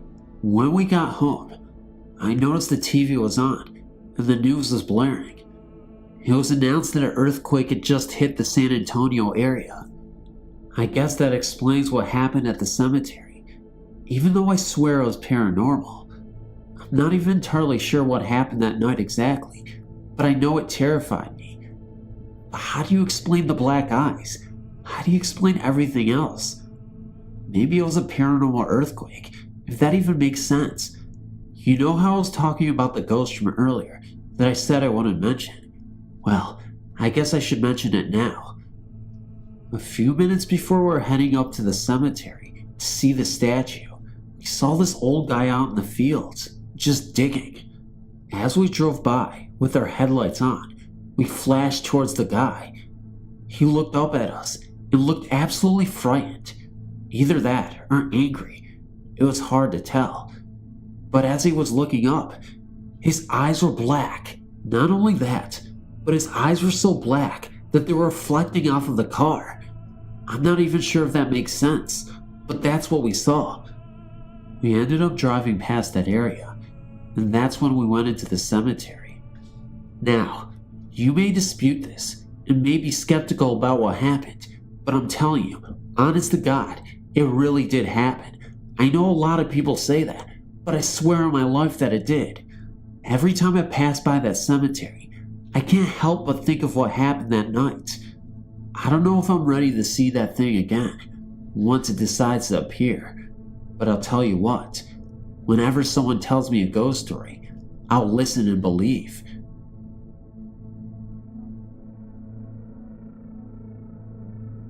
We moved into a house that was about 100 years old and had not been lived in for about 20. The rumor around town was that it was haunted. I did not believe this, even though I had grown up with people that had spent nights in the house and said that they experienced it firsthand. So we moved into the house when my children were ages 5 and 8 years old. The first night in the house, I was very nervous. I could not go to sleep. When I did almost fall asleep, I heard a man's voice in my head. I know this sounds very strange, but it was like someone else's thought was in my head, and it said a man's name. I can't remember the name, only that it started with a B. We finally settled in. The girls complained of doors locking them in rooms. We had gone out of town for the weekend. My youngest daughter got a virus. When we got home, she went to bed. About 5:30 a.m., I heard what I thought was one of my children calling out for me. When I checked in on them, they were sound asleep, not even stirring. I went from my youngest daughter's room into the hall to go to my room, and I saw what I thought were car lights reflecting in my window on the stair landing. But as I watched, the lights were bobbing up and down, independent of each other. They went down the steps, turned at the landing, and continued down the steps until they disappeared through a door. Another time, at about 5:30 a.m. again, I was awakened by someone touching my leg. I thought it was one of my children, but nobody was there. I also experienced the man's voice in my head one more time. near Halloween of the same year. I was in the car with my children when my 5-year-old complained that she always felt that someone was watching her when she was in bed. This scared me. It was time to get out. We bought a brand new house and moved out. When we had moved into the old house, I had 2 cats. They were so scared in the old house that they didn't come out from under the couch for a week. I thought this was a reaction from moving. When we moved into the new house, they were at home right away. I feel that they sensed something. After we moved out, my mother-in-law confided that she had an experience in the house while getting my children off to school. It was a foggy morning and not yet light out. She heard someone come in the house. She walked into the dining room and could see someone in what was called the parlor. She thought it was my mother, who liked to get up early and walk every morning for exercise. When she spoke my mother's name, the presence went up the steps. She thought my mother had gone up to check on the children. When she never came down, my mother-in-law went up looking for her, and no one was there. She became concerned and called my mother to make sure she was all right. My mother confirmed her calling. She said she wondered why she called so early for no apparent reason. My husband also experienced hearing what he thought was the children calling out for him, and they were asleep. For about 6 months after this, I had nightmares about the house. I hope I never experience this again. I just wanted to talk about this place called Hell's Gate. It's in Bridgeport, Texas. The description of the haunting is as follows. I went there with some friends. We went and parked our cars about 40 yards from an old wooden bridge, which is about 30 to 40 feet long. It was around midnight to 1 in the morning. We walked across the bridge. Story goes, once you have crossed the bridge, you have just gone through Hell's Gates. From there, you have entered the demon's domain. Anyway, we walked across the bridge as I said, and went up a small foothill covered with tree branches. As soon as we got to level ground, we were on a dirt road covered by tall grass, which was about 10 to 15 feet high on each side. At the time, it was very warm. We walked about 30 feet, and we were past the tall grass. As you walk down further down the road, it got colder and colder, and you can sense a presence. Well, I decided to look to my right in an open field, just in front of a wooded area. There was a small black figure in the shape of a man, about 4 feet tall, with glowing red eyes. As we walked further down the road, I could swear I saw him keeping up with us in the pasture. Once we got quite a bit away from the bridge, we came up on a log going across the road. The log was very long and covered the entire road.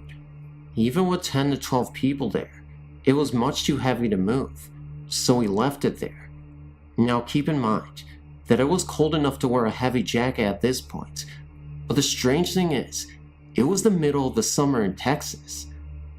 Well, me and a couple friends decided to walk back to the bridge, and the others wanted to keep walking. So we turned around and started heading back for the bridge.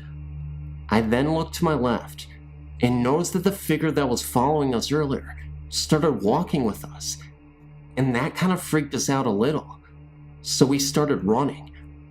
The figure kept up with us the entire time, and as soon as we got to the tall grass, it was gone. I then turned around and walked past the tall grass to see if I could see it, but it wasn't there. So we went to the bridge and waited for the others. After about 45 minutes they returned, so we all decided to leave. We got in our cars and went driving around some. We turned down this road and that road, then turned down the same road we were walking on, and all of a sudden, we stopped at the place where the log was across the road. It was gone. After that, we then drove down to the bridge and got out and decided to go somewhere else. So we turned the cars around and started leaving when all of a sudden we stopped. So I got out of the car and looked around and saw that the log was once again blocking the road. I thought we were trapped in, and I got scared. So we turned around once again and drove back to the bridge. We all got out and decided to go back and try to move the log with one of our vehicles, because one was a big 4x4 truck. But when we got to where the log was, it was gone, so we left in a hurry. And since then, we have returned a few times and seen the log in the road, but we never drove our cars down the road ever again. I know this might sound kinda silly, the whole log incident, and maybe you might find the apparition story a little bit crazy too, but believe me, this is 100% factual. I wouldn't say it if it wasn't true, honestly, but you can just take my word for it, as it's all you have. Thank you.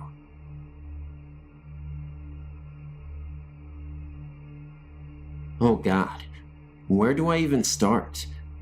I've always been afraid of the paranormal. I always believed that me seeing or experiencing the other side would be the end of me.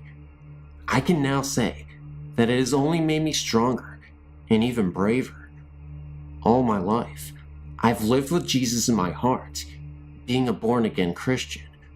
Whenever I felt alone, or not alone, I would say a prayer and feel alright. I have a few stories with ghosts, or let's just say the paranormal. Keep in mind that I am only 16 years old. 1 year ago, there was a spot in my town where a bunch of woods and a giant field was cleared out and made many wealthy homes.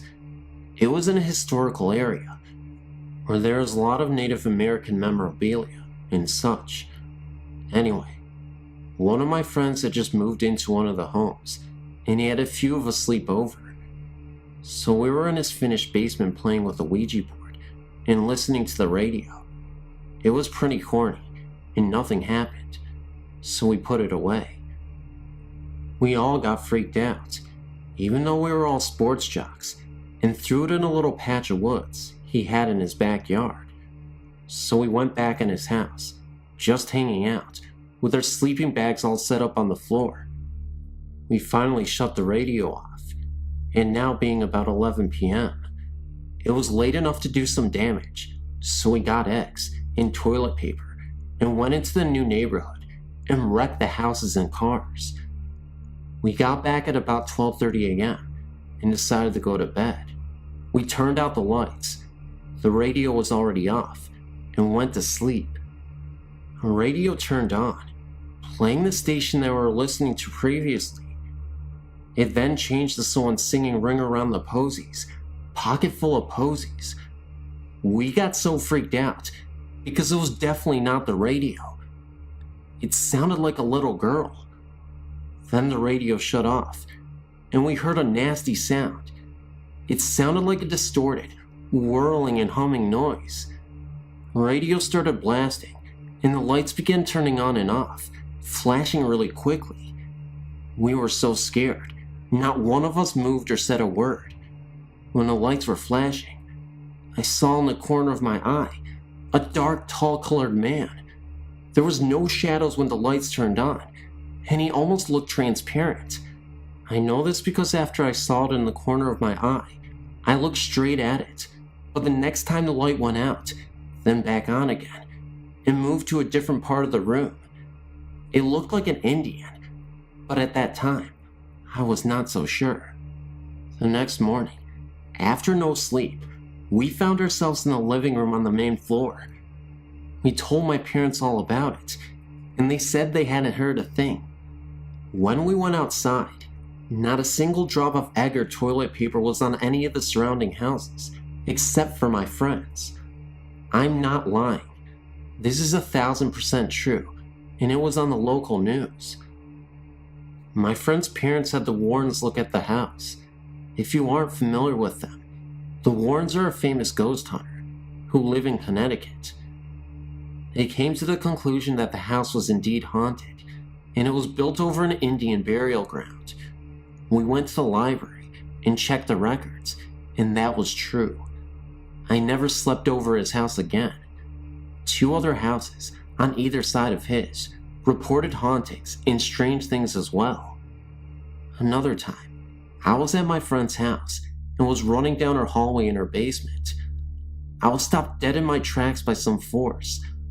I stopped so suddenly when I was running so fast that my body jerked itself backwards, about 3 inches in front of my eyes. I saw this white smoky thing fluttering up and down in one movement. It is so hard to put in words, and the feeling I got was very peaceful, believe it or not. Another experience of mine was at my cousin's house in Waterbury, in Connecticut, of course. She lives in a private drive that consists of only 5 houses, including hers. When I slept over, I always had a bad feeling. I've seen dark men walking into her basement and seen white people going the opposite way. Her remote control was missing for about 3 weeks. They searched high and low, everywhere for it. Couldn't find it anywhere. One day my uncle was taking a nap on the couch, and when he closed his eyes, he heard something drop on the kitchen table. He opened his eyes, and the remote was there. He was the only one in the house at the time. One thing that I understand is not to mess with the paranormal. Many people say that they cannot hurt you, but I do not believe that to be true.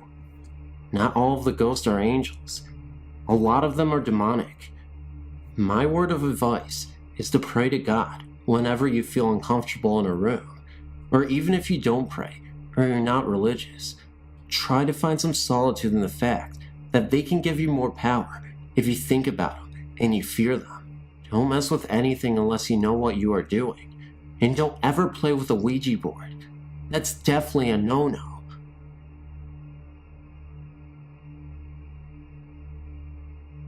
Hello. I would like to share with you some incidents that have happened to me.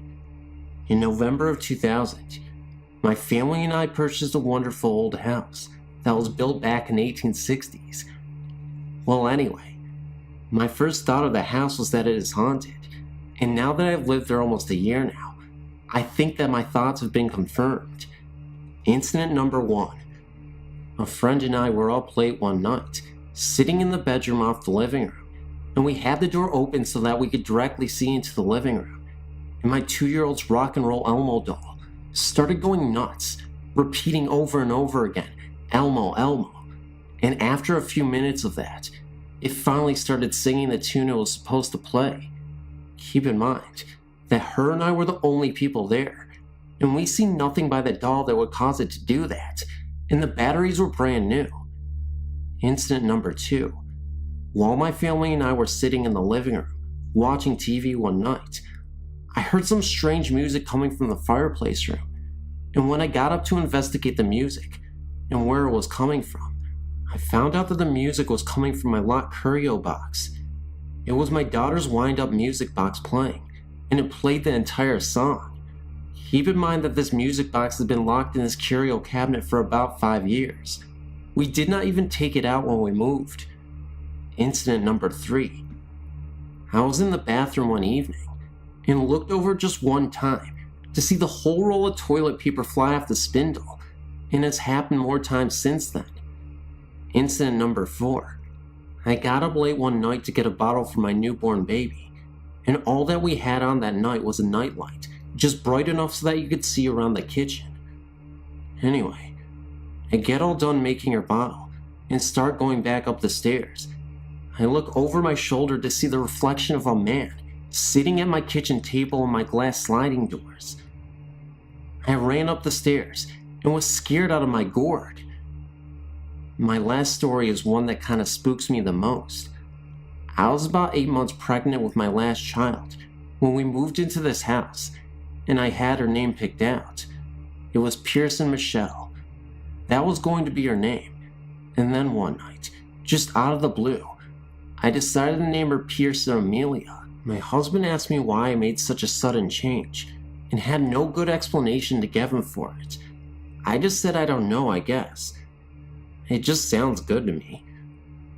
Well, about a month after she was born, my mom called me up to tell me that she had done some history researching on the house, and to all of our amazement, a very original owner of the house was named Amelia Poole. I to this day don't know if it was just a coincidence, Or maybe she had something to do with it. Well, I could go on even longer about my experiences, but these were some of the ones that stick in my mind.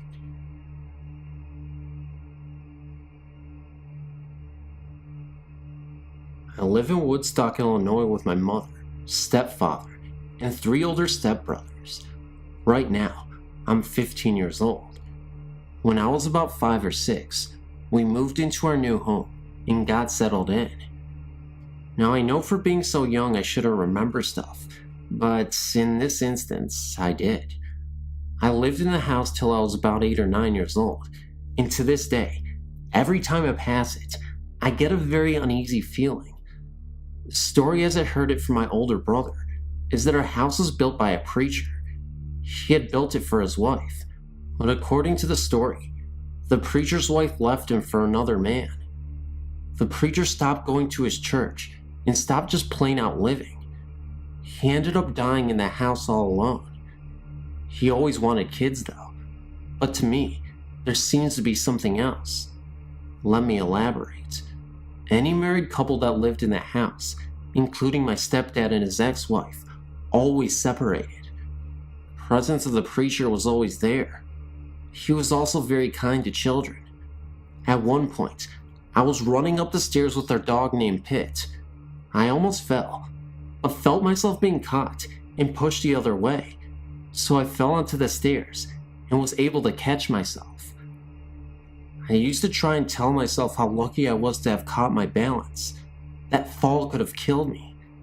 I now know that it isn't my luck at all. It was a nice man who helped me live. But there was something else. Something dark in the house. Everyone who lives there feels it. Fights used to break out between my members of family, for no apparent reason even. We could all be perfectly happy at one point, then suddenly on a whim, we all felt angry and pissed off. It was a curse on the house, I think. I pass by that house on my way home from school now. Still I shudder and have to turn away. There are 2 boards on in front of the house. We have put them up to fix the house. Those boards have been the same color since we put them up, no matter how much you paint them. No matter how much we tried to fix something, it refused. It would fix for about a day, then break or get trashed just as quick. While I remember the nice preacher who once saved my life, and many occasions I'm sure watched over me, I will never forget the deep dark presence that would scare the hell out of me whenever I was alone.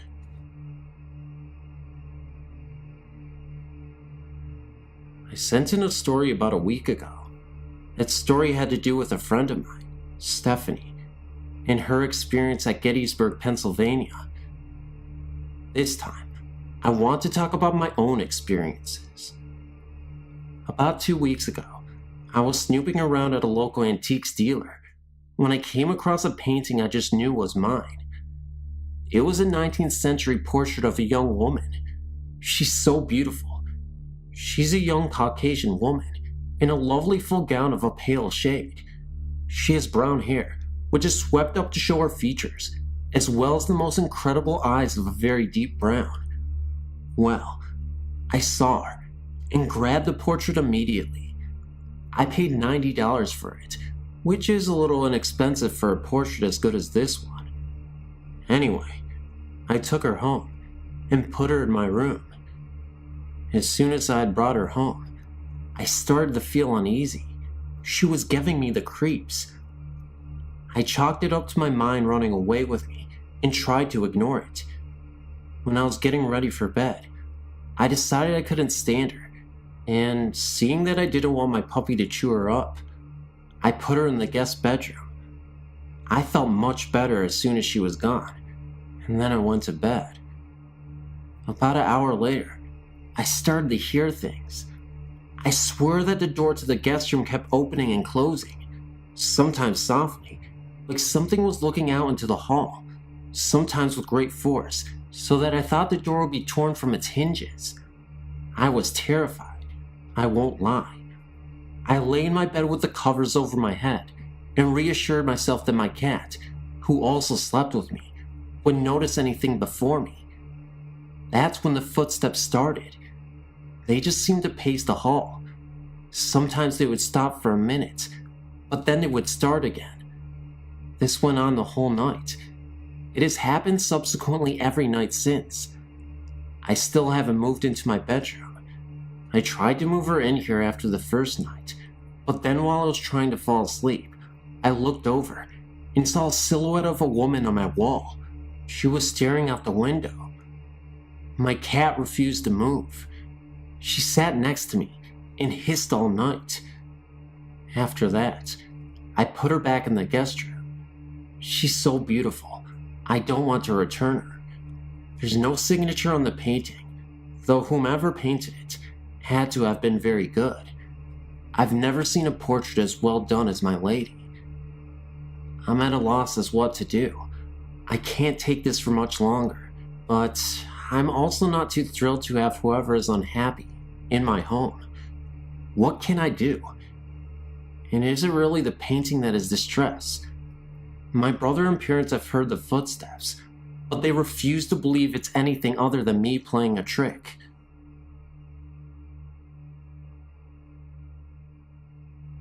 It is said that during World War II, it was used as a housing for the Royal Air Force.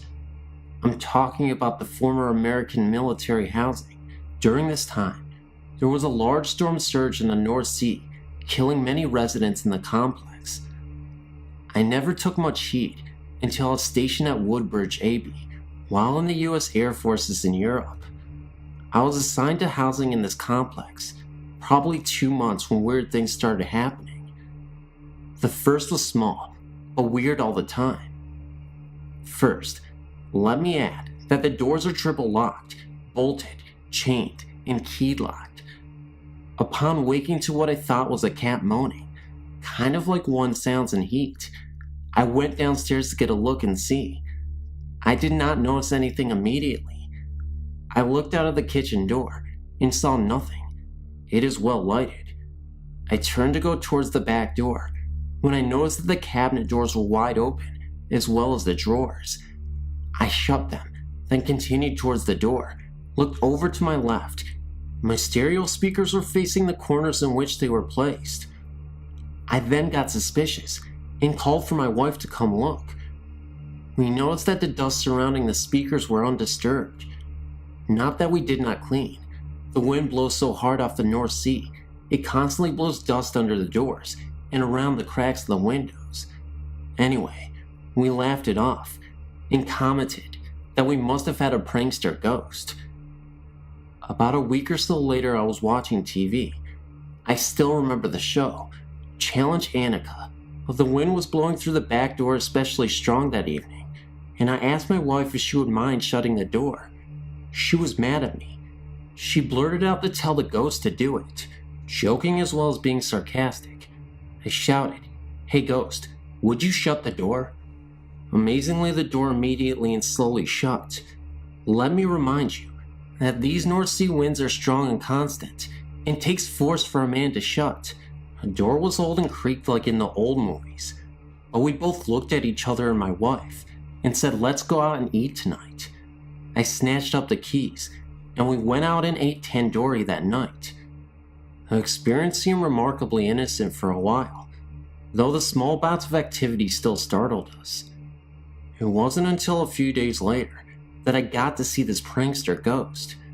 My wife had been away shopping. It had been in the middle of the night, 9 p.m. to be exact.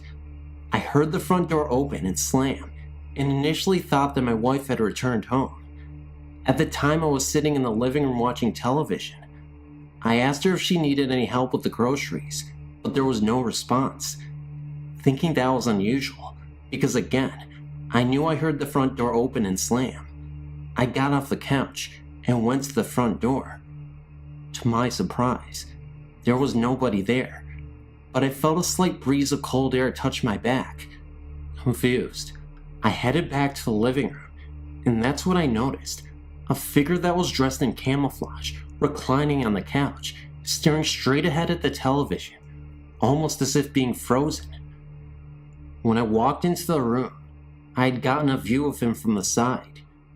He faded pretty quickly, and he didn't seem to move, but at that moment, it felt like a lifetime. In reality, it had only been about 20 seconds.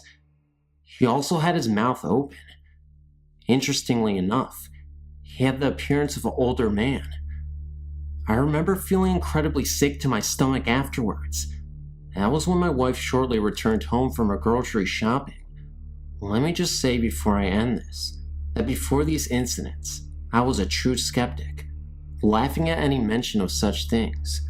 But now, I try to learn all I can on the subject.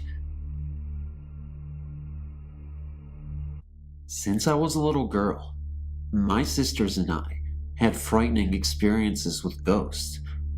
When I was 6, my family and I moved to a fairly new house, only 8 years old at the time, in West Texas. As far back as I can remember, we had strange things going on in that house.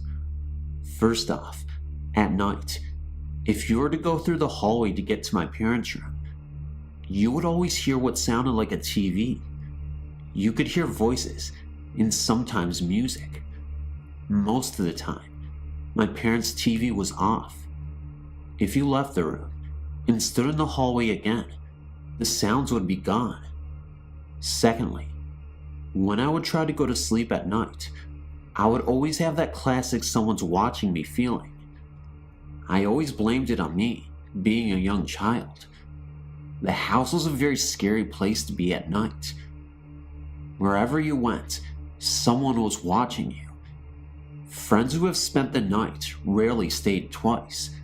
The areas of the house that scared everyone the worst were the hallways to my parents' room and my older sister's closet. The closet always had a feeling of hate radiating from it. I tried to spend a night in there with my scared sister, and didn't last. I was sleeping on the floor with my head next to the closet, and that just wasn't a good feeling. I went back to my room after she fell asleep. A couple years after we moved in, my younger sister had a frightening experience. Her and I shared a bedroom with our beds parallel to each other, with a nightstand in between us. We were about 3 feet apart. One night, I woke up to her screaming my name. I woke up and asked what was wrong. She told me that, for no reason at all, she woke up and looked over at my bed. Laying at the foot of my bed, she saw a light blue, glowing figure of a woman. Her eyes were gone, and her mouth hung open. My sister described her as looking dead. My sister also added that she couldn't see me anywhere on the bed, so she started screaming my name and closed her eyes. When she opened them, I was awake, asking her what was wrong. She told me, and I looked down at the foot of my bed, and my huge stuffed animal that I had there every night was sparking like it had really bad static electricity. I took it off my bed and threw it in my bathroom sink and ran water over it. Being young, I thought it would help. Years later, my family and I moved to southern Louisiana and moved into a gated subdivision. One night my 2 sisters were mad at me and left the house to go on a walk. I followed them without them knowing. I followed them up to the front gate of the subdivision and talked to them for a minute. They quickly left in a huff, being that they were still angry with me. For what? I don't remember now. I stayed by the gate for a couple of minutes afterwards, and then decided to run to the end of the main street and hide behind some bushes that faced the gate. I waited for my sisters to walk by, and when they did, unaware of where I was hiding, they stopped remotely in front of the bushes. I heard my younger sister say, "What is Jenny, me, doing, sitting on top of that stop sign?" The stop sign is located next to the gate. After that, they walked on. I was a bit confused. It was about to chase after them, but then, through the leaves, I saw a shadow of someone running past the bushes I was behind. I could also hear the sound of footsteps. I stood up quickly to see who was there. No one was in sight. After this, I ran to my sisters and told them what I had seen. They then told me that they saw me, or what looked like me, sitting on top of the stop sign. They said I had a very angry, disfiguring grin. After we traded stories, we ran home quickly. Later, my younger sister told me that the ghost she saw in my bed and the ghost she saw on the stop sign both looked exactly like me. Possible doppelganger? I don't know. It all began around the 1st of June, this very year. This incident took place in my grandmother and grandfather's house. My grandfather had been diagnosed with cancer in the summer of 1998, and I didn't know that these last few months would be the last time I would ever see him alive. During that period of time, I'd spent a whole lot of time with my grandparents, and had felt like I actually gotten a little closer to them both, but especially my grandfather. At the end of the summer, I left and went back home. Subsequently, about 5 months later, our family received a disturbing phone call. It was from my grandmother. Unfortunately, she informed us about the passing of our grandfather. He had passed away in the hospital. We went back to our grandmother's home, which was the very last place that our grandfather lived in before his passing. A month and a half after we had been staying there, I noticed that something just didn't feel right. The whole atmosphere had changed. I decided to take the guest room. For some reason, I always got the feeling that I was being watched in the guest room. Then, other little occurrences started to evolve. The very first was, I always felt like somebody was standing over my shoulder. I started to notice scars on my back after I would awake in the mornings, and I would feel light touches on my back. My mom and brother both complained about the door handles being rattled and opening and closing really fast. Cabinet doors would fly open, and the pots and pans would all fall out. My hair would get pulled in the night. Objects would fall from midair, such as paper, and I would hear voices, one of which said, "Wake up," very loudly in my ear. I would see mists and rays of light shoot past me extremely fast, and so fast in fact, I could feel a whoosh of air. I would notice some of my belongings missing, such as my CDs, jewelry, and money to name a few. Usually the belongings that I would use around the house a lot. I would feel my bed move, as if someone were to bump into it during the night. Flickering lights, and last, but certainly not least, since animals can sometimes see things that humans cannot see, my cat would turn her head really fast and just stare at something, which I would not be able to see for a significant amount of time. A little while later, about a month after being there, I saw the unthinkable.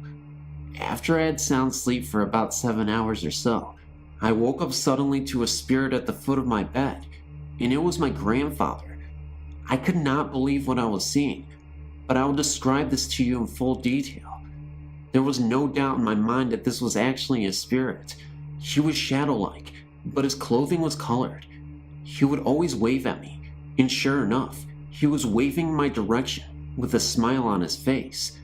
It was plain to see that he was trying to get my attention. He just wanted to see me.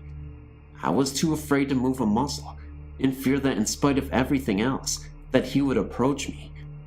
I had never seen anything like this before in my entire life. I didn't want to tell this to anyone though. I thought that nobody would believe me, or even listen. About a week later, I was in the kitchen with my mom, and she told me that the guest room was where our grandpa had stayed before he died, because he was too ill. That explains the reason why that very room felt like the most eerie room in the house. I almost fainted whenever I discovered that, but I knew that a spirit can travel anywhere in the home, even outside or in back of the house. But it wasn't until a month later that I decided to come out with the news. I first confided in my mom and brother, and my mother believed me, because she said that before I brought up anything that I had said. Our grandmother had experienced the exact same thing, that he was at the foot of the bed watching over her and smiling. I had a phone conversation with her, and I let her do all the talking fast, and everything that she told me measured up with my experience. And it only happened to my grandmother and I, whom he was the closest with. before he passed away. Everyone was wondering why I didn't scream or attempt to run out of the guest room as soon as I saw him, but I was too afraid. Whenever you're that close to something like that, it just takes your breath away completely. I was in my own little calm. I felt very uncomfortable. It wasn't until I started sleeping in the living room sofa that I felt appeased. Albeit, this has not been my first experience. Ever since I was the age of 5, my family and I started traveling around a lot, and we would move here and there. I've went to 9 different schools total. I'm 17 now. In previous homes, I've experienced a whole lot. I lived in a haunted house for a total of 3 years. Not only by all the experiences that I've endured, I've been doing many researches involving the paranormal. I'm really good at picking up on things too, which I've found out. There was this one house that we went into that we were thinking about purchasing, but I felt like something was wrong. There were many rooms in the home that I could just not stop venturing off into. The main ones were the master bedroom and the study. After I left the house, I told my parents that someone from the house must have passed away, someone that used to stay in the master bedroom. So, my mom went to go look up the history of the house, and sure enough, the owner and his wife, on a trip to California, got killed in a car wreck, and they lived in the master bedroom, and the owner spent most of his time in the study. After I was enlightened with that information, I was in disbelief. I still am, even to this day. My mom told me that it goes back to her being Jewish and Indian. She said that she can pick up on and see things too. She claims that it's an Indian thing, but I don't know. Maybe it is. Anyways, God bless everyone, and thank you for your time. Great website, by the way. I'm a current visitor.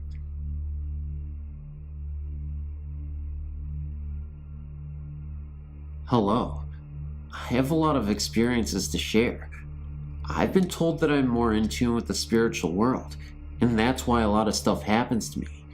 Anyways, I'll just share some that I can remember. One night, my friend Amanda was having a sleepover with 3 other girls, and someone brought along a Ouija to play. We were playing and having fun because it was spooky.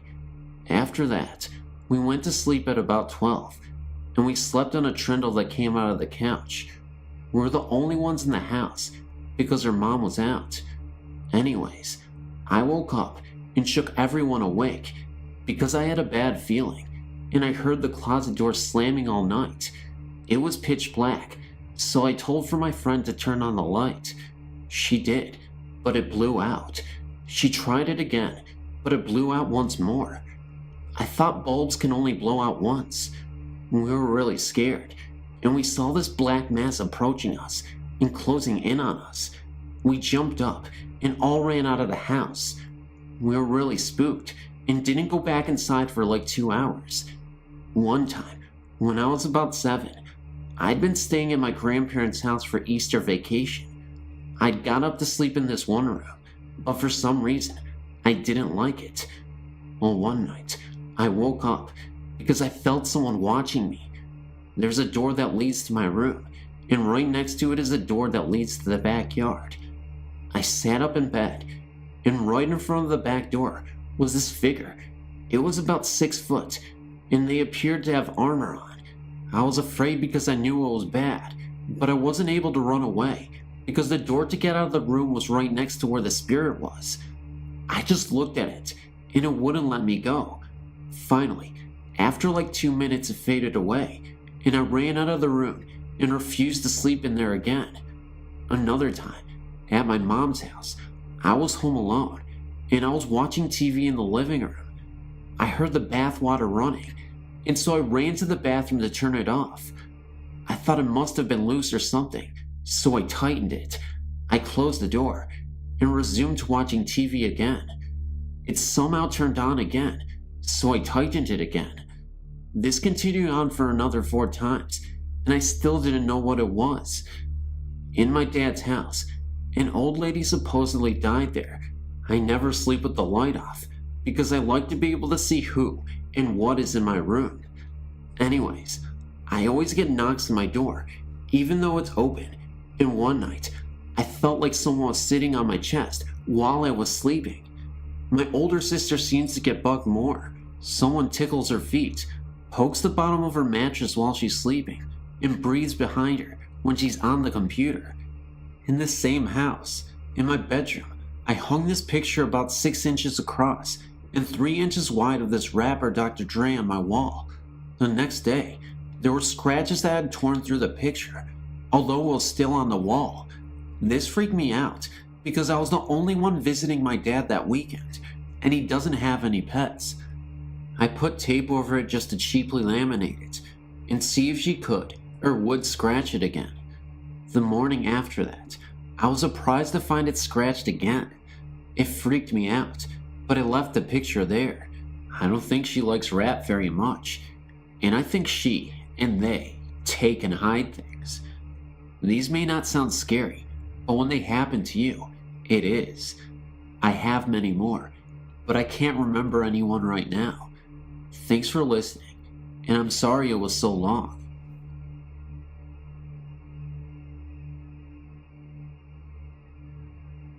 Hello, my name is Annie, and I live in Southern California, just outside of Los Angeles.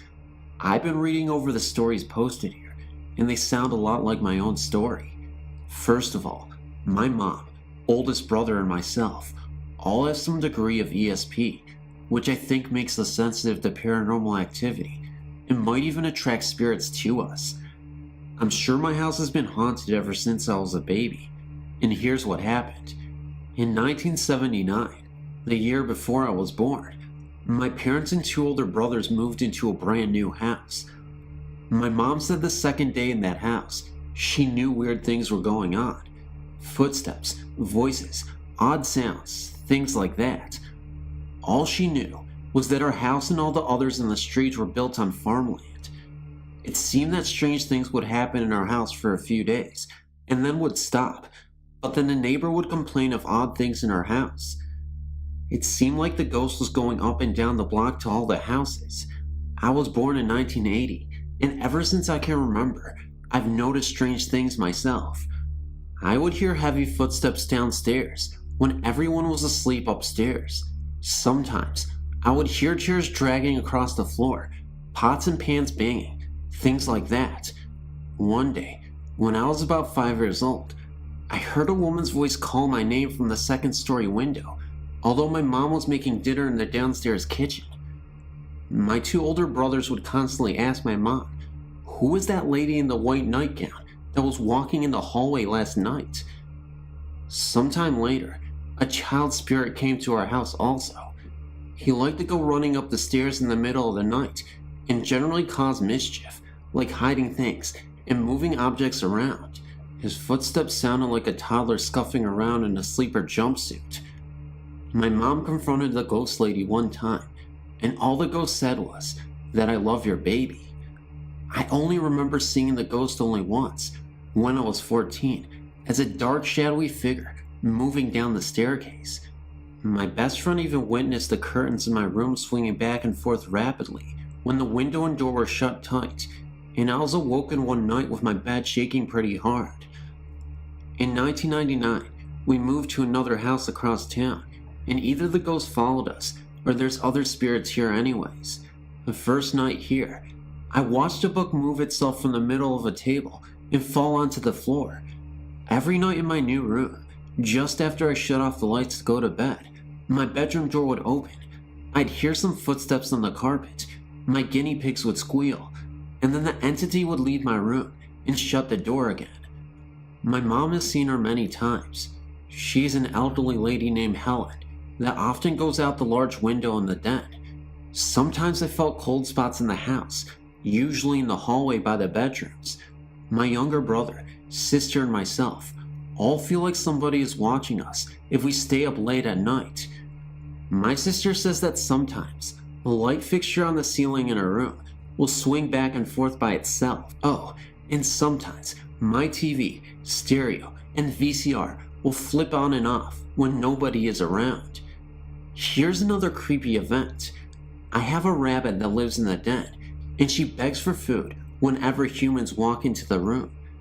A few days ago, I was watching TV in the den, and the rabbit ran to the edge of the carpet, turned around, and stood on her hind legs, begging for food at thin air.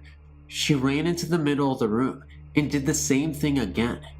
Finally, she ran to the other side of the room and begged some more, and then she sat, looking at that part of the room for a while, with her ears turned forward in an alert manner. I've heard that dogs and cats are sensitive to spirits, and I guess my rabbit is too. By the way, I've had several dogs in my house that I've watched for neighbors and family for a few days at a time, and each one has done that stare at the empty corner and bark thing. Since my schedule is usually different than everyone else's here, I often get home very late at night when everyone else is asleep. There is always a light on in front of the house, and when I come home, I always see a dark outline or figure of Helen standing in the window, as if our friendly spirit is waiting up for me. So when I walk in the door to say, "I'm home, thanks for waiting for me," I get the feeling around me that all is well. Sometimes her spirit plays pranks on us, such as hiding my makeup, and I'll find my lipstick a week later, perhaps under the sink or in my mom's china hutch. A few times she comes up behind me and tugs on my ponytail, and when I turn around, nobody is there. I often feel someone touching my hair too. We also get other spirits passing through, such as the male ghost dressed like a lumberjack that my mom only saw once in the backyard, or another entity with heavy footsteps that whistles in the kitchen once in a while. Right now, I don't mind living with a friendly spirit or two. I think it's kind of nice to know that somebody is waiting for me every night. Helen has never caused us any problems, besides the occasional, uneasy being watched feeling, a few pranks, a flowery perfume scent that's in the house some days, and the usual disembodied voice calling from another room. I've never felt threatened or sensed evil, so she is welcome to stay. If anyone else has a friendly spirit around, feel free to email me. I've had a few ghostly experiences in my life so far. Most are probably my overactive imagination. The incident I experienced in Columbus, Ohio, was as real as it can get. I went to college at Columbus College of Art and Design in Columbus, Ohio. There were plenty of stories going around that the freshman dorms were haunted. CCAD is known as being a very fast-paced, highly stressed school, and that many of the ghosts are past students who killed themselves because their already sensitive dispositions couldn't handle the pressure.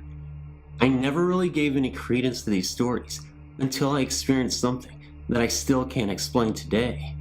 I lived on the 3rd floor of the dorms and shared my room with 3 other girls. 2 girls slept on one side of the room, and I shared my room with Rose on the other side. A kitchenette and dining area with the main door leading to the hall separated the two.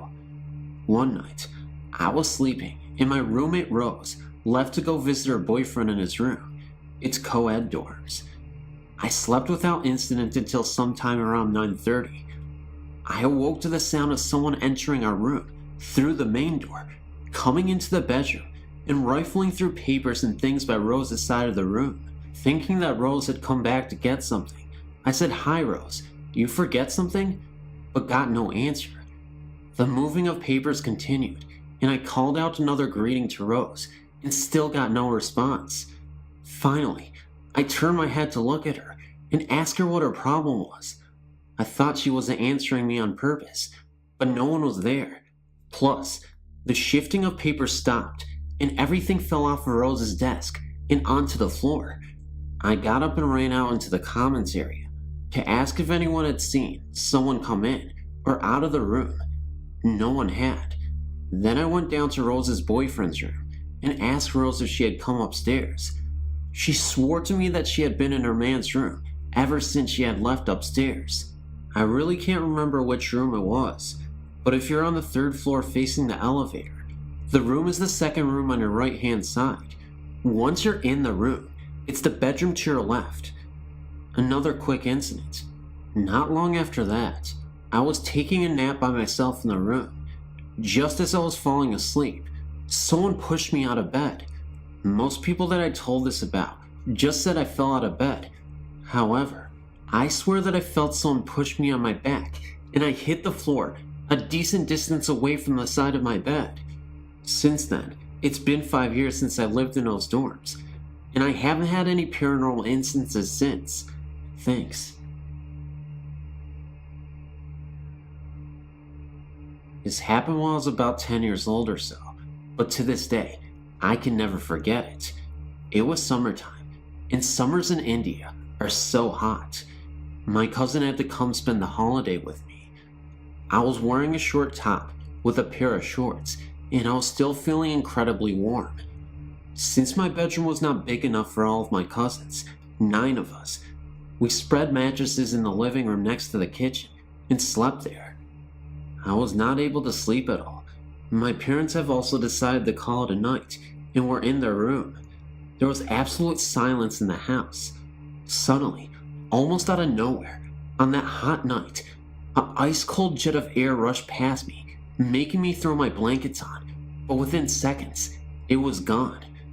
I forgot about it and went back to trying to go to sleep, but I was disturbed by the sounds from the kitchen. They were the most odd sounds to hear at night. The clatter of vessels, or pouring of water or juice. It sounded almost as if someone was cooking a meal right in our kitchen. It then occurred to me that if a meal was being cooked, who was cooking it? I could not understand this, and since I was afraid to go in the kitchen, I called out to my mother. I heard the sounds of vessels being dropped, and the cold jet of air passed by once again. Within seconds, it was gone. I could not sleep that night for many nights afterwards, even though I've never heard anything after that night. To this day, I've not told anyone about it, and have never clearly explained it to myself. Hey Phantoms, first of all, I wanted to thank you for listening to another collection of ghost stories that I've done in the past, the awesome compilation that I put together. Hope you guys enjoyed it so much. I figured you guys wanted a longer video, so I figured I'd put together, new stock footage, old stock footage, and just the new arrangement of stories that you may have missed while, being subscribed to my channel. But anyway, guys, go ahead and click the like button, share it everywhere you can, and yeah, just stay safe. I don't really have much to say other than that, and I'm trying to get this video up as fast as possible, and it's going to take a long time. Hopefully it doesn't take longer than anticipated, but guys, I love you so much, and remember, always find comedic value in the most difficult circumstances, because that's what will get you through life. At least that's what my non-existent wife told me, that I definitely don't have. I have no wife. But that's probably why I have no life. Remember, guys, no wife, no life. And if you do have a wife, well, that's great. I don't know. I just wanted to throw some comedic humor in there. Love you guys, and see you later.